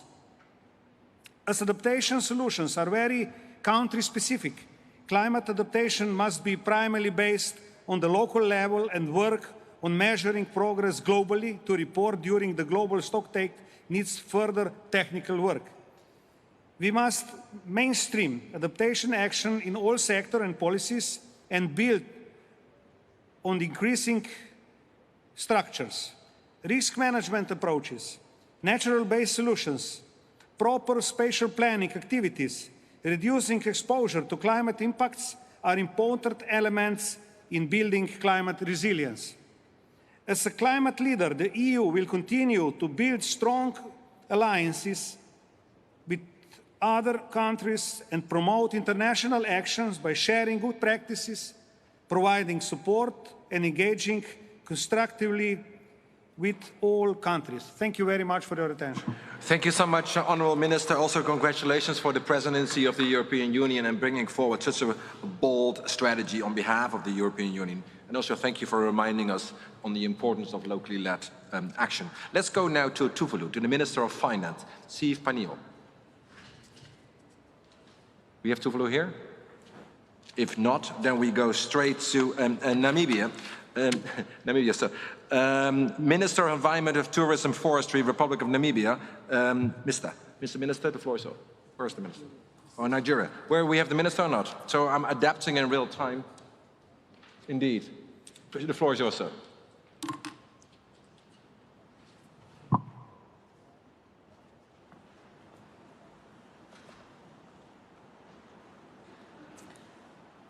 Director of Proceedings, Your Excellencies,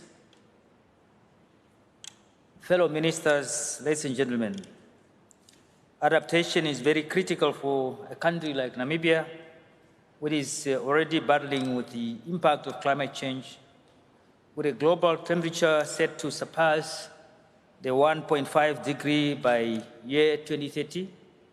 Climate change models and the latest IPCC reports have predicted that at 1.5 degrees increase, the impact of climate change in Namibia is greater than the global average.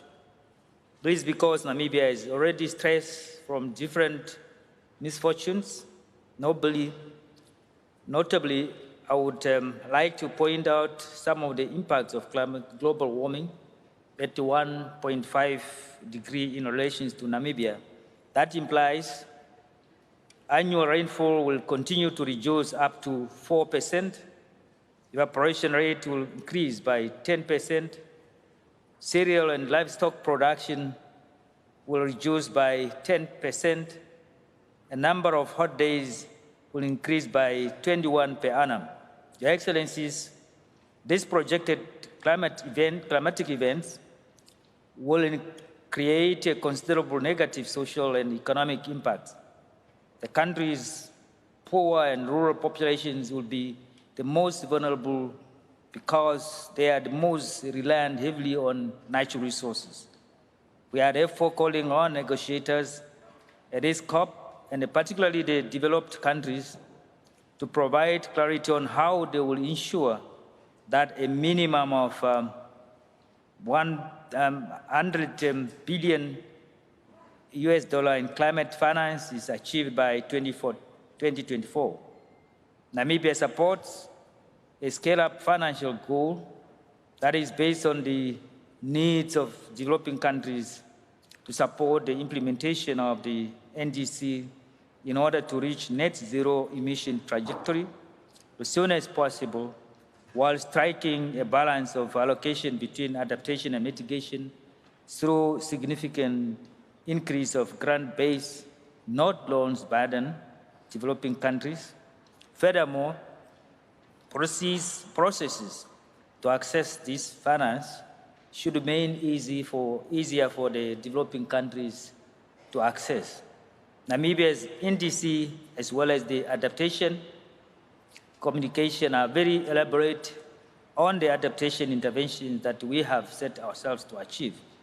We can only realize these goals if trillions of dollars are channeled to adaptation to implement nature-based climate solutions or the protection, restoration, and improved management of ecosystems that can contribute 37% of the required emissions reduction needed to reach Paris Agreement targets.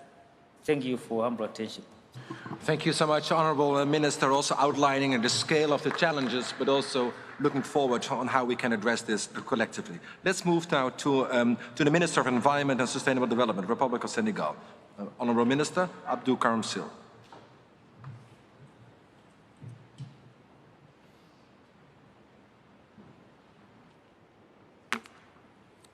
Excellences, Mesdames et Messieurs, distingués participants, le Sénégal est honoré de prendre part à ce dialogue ministériel de haut niveau sur l'action en faveur de l'adaptation. Comme vous le savez, L'adaptation aux effets adverses des changements climatiques demeure une priorité des pays en développement et particulièrement les pays africains, les pays les moins avancés et les petits États insulaires. Au Sénégal, le secteur d'activité qui sous-tendent l'économie nationale sont fortement dépendants des ressources naturelles. Cette situation rend notre pays particulièrement sensible aux impacts négatifs du réchauffement climatique. Les prévisions climatiques disponibles indiquent que les températures moyennes au Sénégal vont probablement augmenter de 1,8 degrés Celsius d'ici 2035. Les précipitations annuelles vont diminuer. Quant au niveau de la mer, il continuera de monter.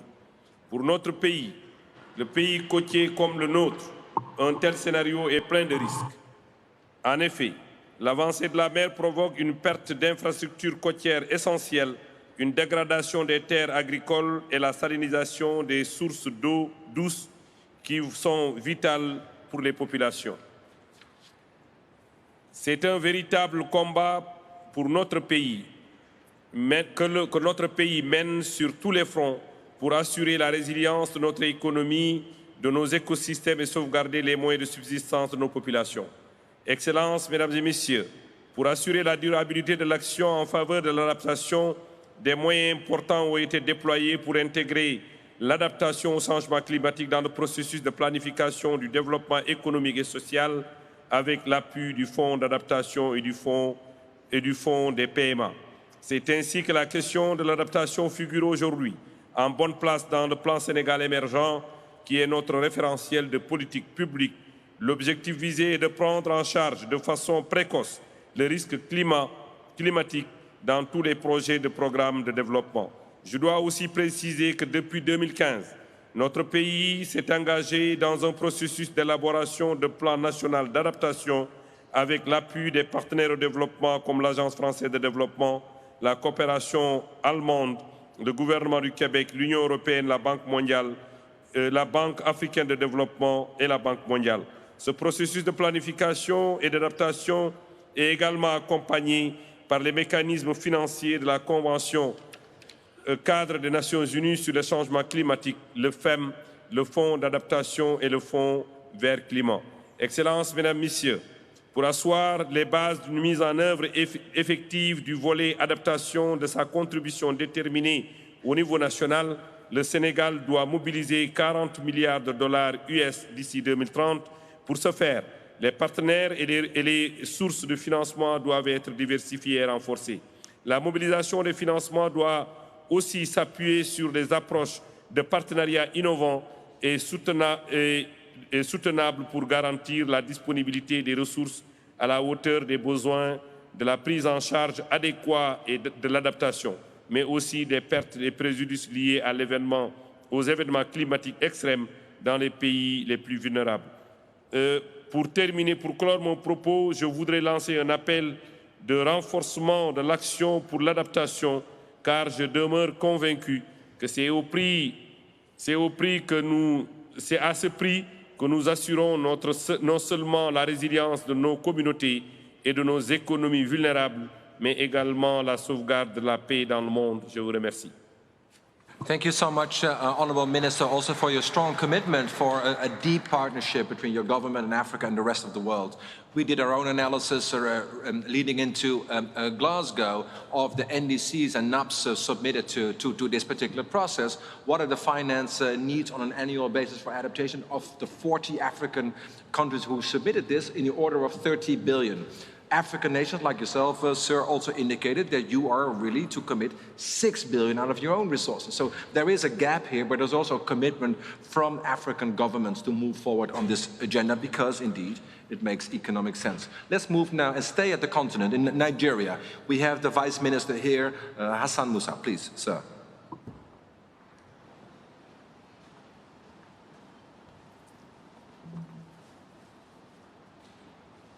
Your Excellencies, distinguished delegates, it gives me great pleasure to stand here before you on behalf of the Federal Minister of Environment, Minister, Federal Republic of Nigeria, Sharon Ikeazu. The search for solutions to impacts of climate change has intensified globally as world leaders continue to take decisions steps towards tackling the effects of climate change. In our vast NDC, Nigeria has made commitment to reduce greenhouse gas emissions by 47% conditionally, while also including 2 more sectors, water and waste. The NDC made provision for adaptation actions, which are particularly important for developing countries like Nigeria, who are worst hit by consequences of climate change. Adapting to climate change means taking action to prepare for and adjust to both the current of climate change and predictable impacts in the future. In our course of adaptation, Nigeria has developed the National Adaptation Strategy and Plan of Action on Climate Change. We have also developed the National Adaptation Plan Framework for Nigeria for 2020. Nigeria, like other African countries, are worst hit by impacts of climate change, in which calls for urgent action. We request international partners and developed countries to make more funding, not only by promise, but by releases, because it's now very difficult to get these funds. Excellencies, distinguished delegates, we appreciate those who have put together this dialogue aimed at improving adaptation action globally. Indeed, this is conversation long overdue. Thank you very much. Thank you so much, Honorable Vice Minister, for your strong words. So I'm looking at the time. There are many, many speakers who have asked and are asking and want to come to the stage, and I really appreciate that. We have limited time, around 25 minutes max. So what I would like to encourage is those who are speaking, make your point quick, fast, and bold. That's what we would like to do in the remaining 25 minutes, so we can end with a big bang, so to say. For the big bang moment, I would like to invite the Special Envoy of Chile, Andrés Landerech. Please.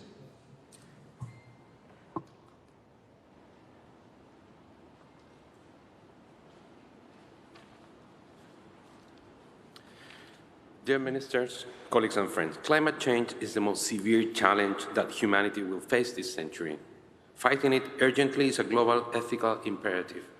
And this is a fight on 2 fronts, through mitigation by decarbonizing our economies, but just as importantly, by adapting our economies to our changing climate, by building resilience to the extreme weather events that are already disrupting livelihoods around the world. In Latin America, we know this very well as a region of particular vulnerability. Adaptation is no longer optional, but unavoidable. However, the adaptation implementation gap is significant at a global scale, and particularly in developing countries, as the impact of climate change increases. Climate change exacerbates the severity of water crisis with serious implications for human health and economic security. If the world continues its current path, projections suggest that we may face 40% shortfall in water availability by 2030. Chile is no stranger to water insecurity. The north and central regions of our country are now experiencing 12 years of drought with severe impacts for agriculture and livelihood. And this is why adaptation and resilience represent a central component on Chile's climate agenda. This is why at COP25, Chile organized the first ministerial dialogue on adaptation, highlighting the urgency of this theme, especially for developing countries with capacity limitations to sufficiently safeguard their territories and most vulnerable populations. In this context, Chile warmly welcomes the COP26 high-level ministerial dialogue on adaptation action.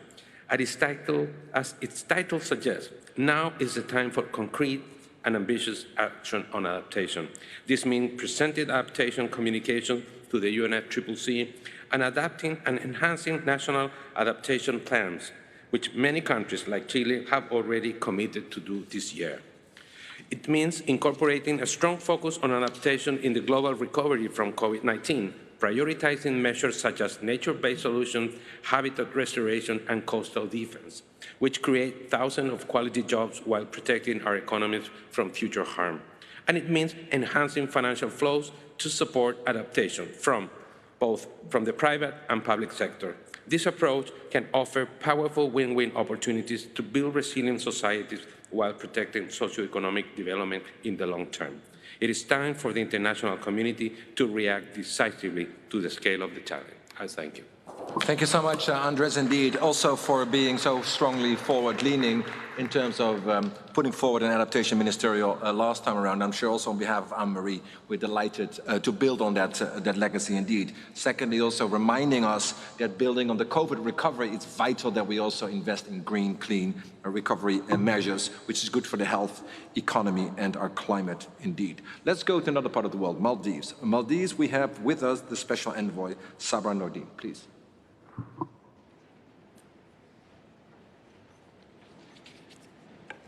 Excellencies, ladies and gentlemen, the Maldives is often cited as an example of one of the most vulnerable countries to the impacts of the climate crisis. As a small island state, these vulnerabilities are inherent. For centuries, our coral reefs have protected our shorelines and laid the foundation for our livelihoods. But now we live in a 1.2-degree world, where our coral reefs cannot adapt to the pace and intensity of global heating. The reality is that the Maldives and other small island states and vulnerable countries do not have the fiscal space to address both our immediate and long-term adaptation goals. But circumstances mean that we often must turn to our strained domestic budgets to do so. Our main challenge is the fact that resources that were pledged for adaptation, such as the $100 billion every year by 2020, have not materialized. We acknowledge that progress is being made, but when the world raised trillions as a response to COVID-19 in 18 months, we question the pace and commitment for climate financing, and specifically for adaptation. We ask that these processes are aligned with the urgency that is required for adaptation in our countries. We know that it is easier to attract partnerships on mitigation. It is seen as more profitable, but we would argue otherwise. Partnering and investing in adaptation now can prevent extensive loss and damage in the future. The Maldives appreciates the efforts by developing countries to increase their financial commitments for adaptation and are encouraged by the increasing interest expressed by partners to collaborate on adaptation. We are well known for our beautiful beaches and coral reefs, but we also have in place adaptation programs that incorporate local knowledge on adaptation that we can share with others. We welcome partnerships that will allow us to expand our local capacity and increase our resilience. We need partnerships to help us stop the shifting baselines of wonder in our ocean. This includes monitoring over 70 protected areas, finding innovative ways to protect our shorelines, and restoring our coral reefs and breakwaters. We need both immediate adaptation measures and longer-term nature-based solutions. I'd like to conclude by noting that there are limits to adaptation, and that these limits become more entrenched the longer we let emissions rise. We have 98 months to halve emissions in order for the Maldives to have a realistic chance of survival. Thank you. Thank you so much for these strong words. There are limits to adaptation, but adapt we must. Let's move now to Vice Minister from, I'm thinking Kyrgyzstan right now. Vice Minister, please, the floor is yours. Ibramov.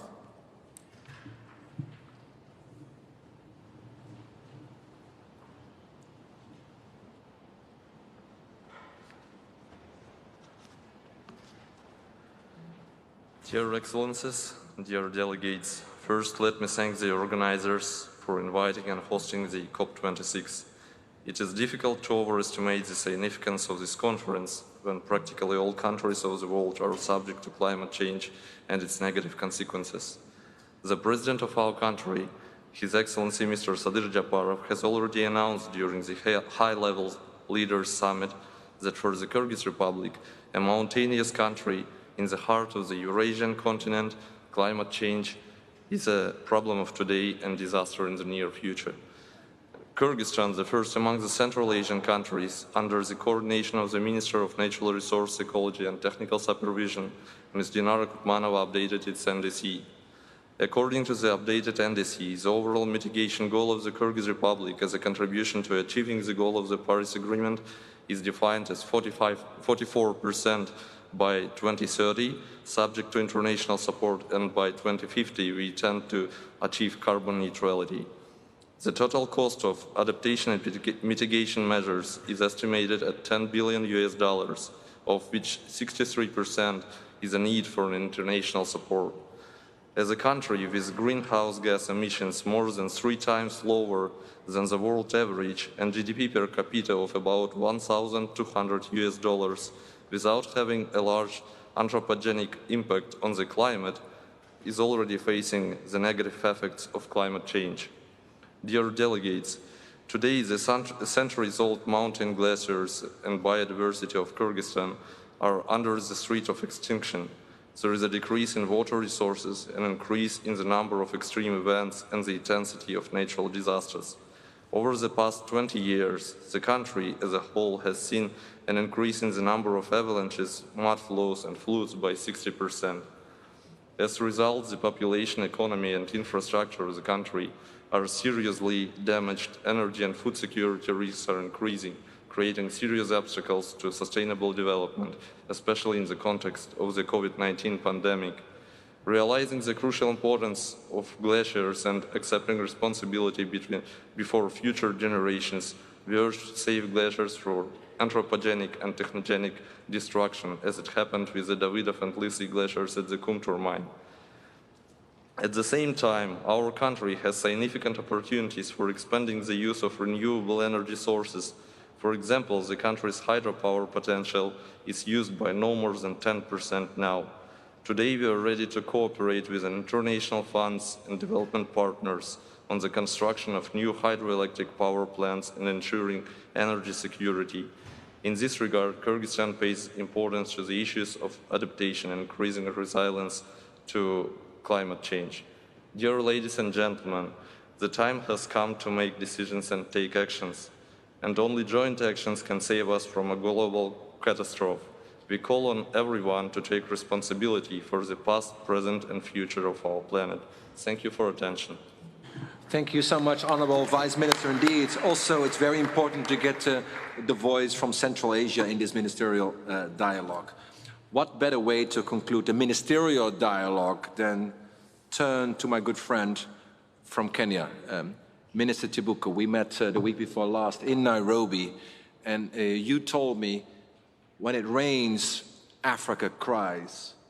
And when it doesn't rain, Africa cries because of the drought.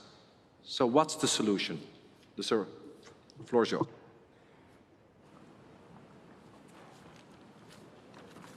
Well, thank you very much, Patrick. And first of all, I apologize. I've come in late. We had to attend the stock-taking plenary. Really, I don't have a speech, but let me just say a few things. One, on 31st and 1st, our leaders stood on this podium, and they made statements with profound, very strong messaging.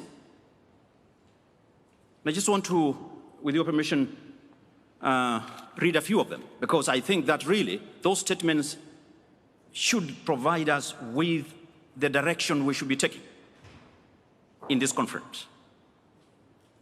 Now, some of these read, "We fail or succeed as one." That's what one leader said.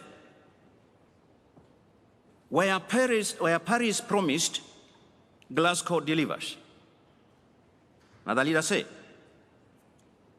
"COP26 is our last hope. We must make COP26 a resounding success."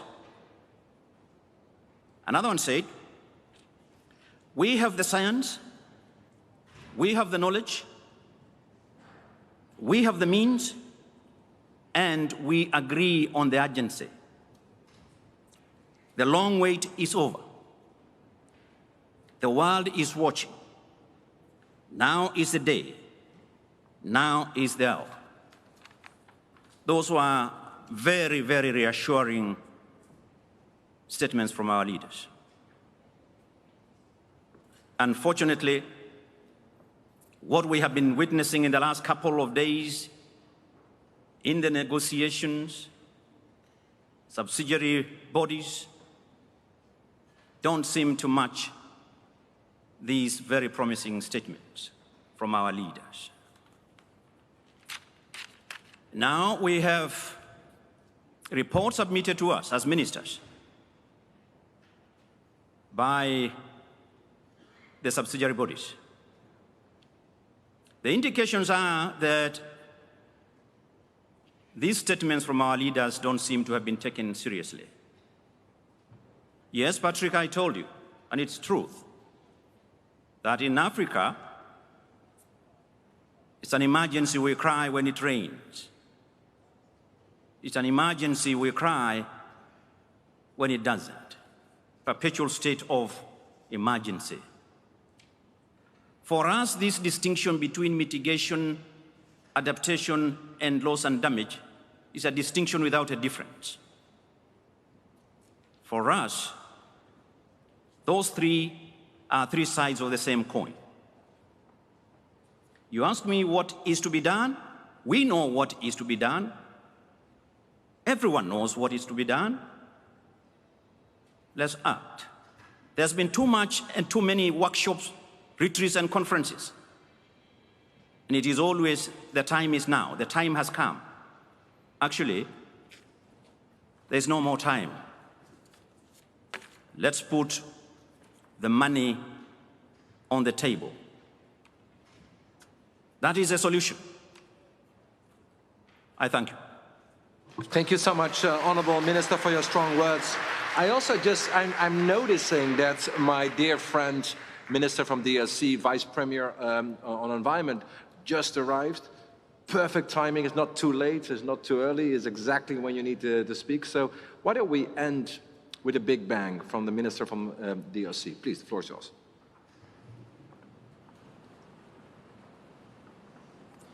Merci beaucoup, Professeur Patrick, CEO d'Adaptation. Excellences, Mesdames et Messieurs, chers ministres, chers collègues, je n'ai pas un discours magistral à faire, mais je voudrais donner ici la position de mon pays, la République démocratique du Congo, par rapport à la lutte contre le changement climatique en me reposant sur le programme d'adaptation.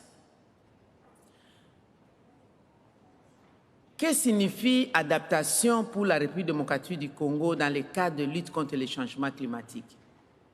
Il s'agit bien entendu de nous adapter à la nouvelle donne de réchauffement climatique, ce qui va nous permettre non seulement d'avoir la force résiliente de faire face à ces enjeux du climat, mais aussi et surtout contribuer à atteindre l'objectif que nous nous sommes assignés de maintenir la température planétaire à 1,5 degrés Celsius, car cela va de la vie de toute l'humanité. Pour ce faire, mon pays, au sein du bassin du Congo, la République démocratique du Congo se présente à l'humanité comme étant un pays solution.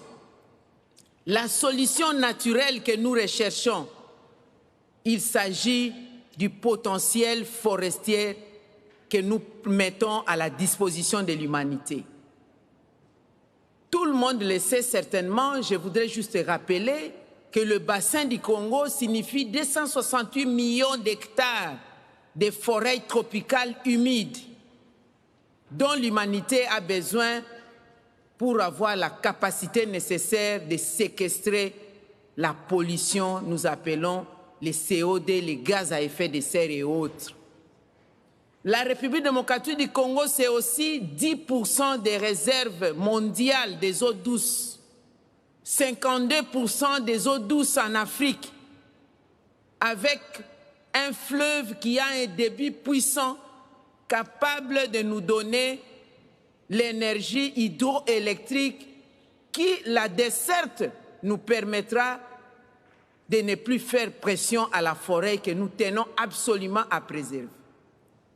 L'adaptation pour nous signifie aussi la République démocratique du Congo met à la disposition de l'humanité ces minerais stratégiques, le cobalt, le lithium, l'acier, le coltan, pour réussir la transition écologique.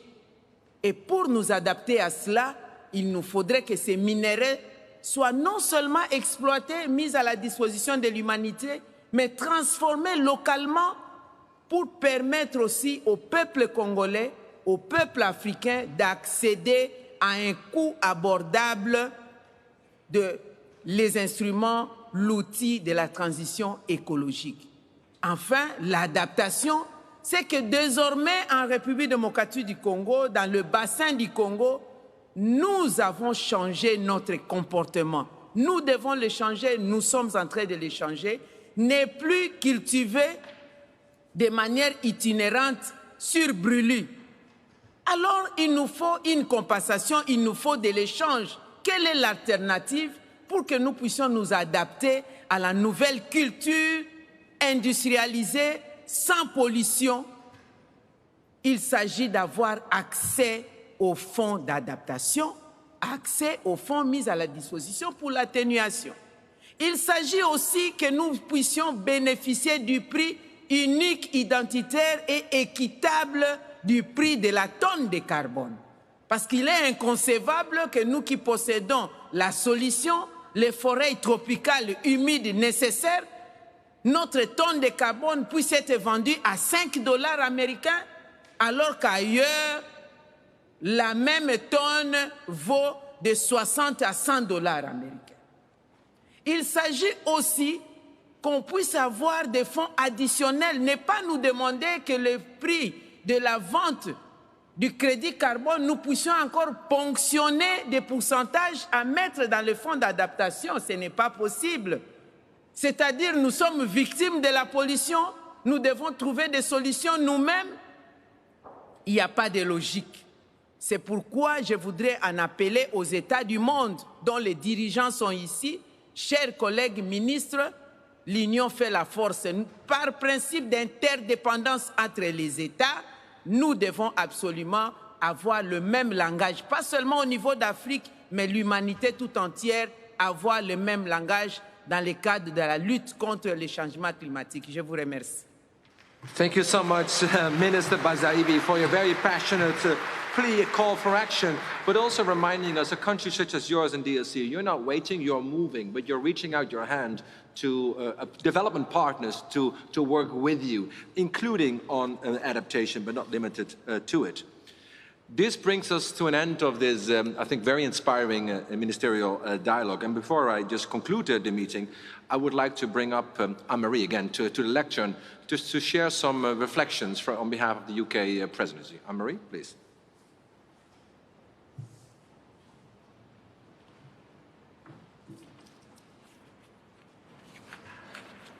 On behalf of the COP26 presidency, I'd like to offer my heartfelt thanks to everyone who's participated in this morning's really rich discussion. May I also thank Patrick particularly for his energy, his enthusiasm and indeed his adaptability as our moderator and co-chair. Today we have heard passion and urgency from voices from across the world. The message is loud and clear. There is an imperative to act on adaptation, loss and damage. The most vulnerable are being affected right now. However, I think we should be encouraged by the progress that we are making. Today we have heard inspiring stories and examples of innovative, locally led action. We have seen new adaptation plans published. We have heard new announcements for more adaptation finance and commitments for more ambition and collaboration, especially for the most vulnerable, such as women and girls. We are turning words into action, but we do have much further to go. The COP26 presidency will continue to champion this important agenda beyond Glasgow. We are committed to closing the adaptation gap. So we will work closely with the incoming COP27 presidency, the African COP, that will put adaptation, loss and damage front and centre. And we will continue to work with all of our partners and through our coalitions to drive this agenda forwards. So thank you all for your time and commitment, and we look forward to the road ahead together. Thank you. Thank you so much, Anne-Marie. Also a big hand of applause for the UK presidency, for your leadership, Anne-Marie, for Vijay, Vel, Mark, Deirdre and others for really pulling this very important ministerial dialogue together. So let me try to conclude this meeting rapidly. The impacts of climate change are at our doorsteps today. Thousands of lives are lost today and millions are impacted today. We have heard ministers here on stage and other panels before Finance flows on adaptations are not sufficient yet, but we are increasing our ambition in that regard. I think this also has been a very exciting meeting full of new commitments, including from those here on stage with me right now. So thank you, honourable ministers. Based on today's commitment, my impression is adaptation action across the globe is unstoppable. We've heard very significant announcements last week. We hear now very significant announcements today. So I would like to take the liberty to closing the meeting by using the words of my fellow countrywoman. The Olympics last summer, the Dutch athlete Sifan Hassan, originally from Eastern Africa, she ran 3 epic races. The 1,500 meters, the 5,000 meters, and the 10,000 meter. And for the first time, a person, in this case a woman, won 2 golds and 1 bronze medal. From Eastern Africa, now a Dutch citizen. So before these epic races, she was interviewed and said, well, what do you think? What's going to happen? And she said, it's going to be hard, but hard is not impossible. And that's precisely what it is with our adaptation agenda. It's going to be hard, but hard is not impossible. I want to thank you all for your commitments and your contributions. Let's all do our part. Thank you. The meeting is closed.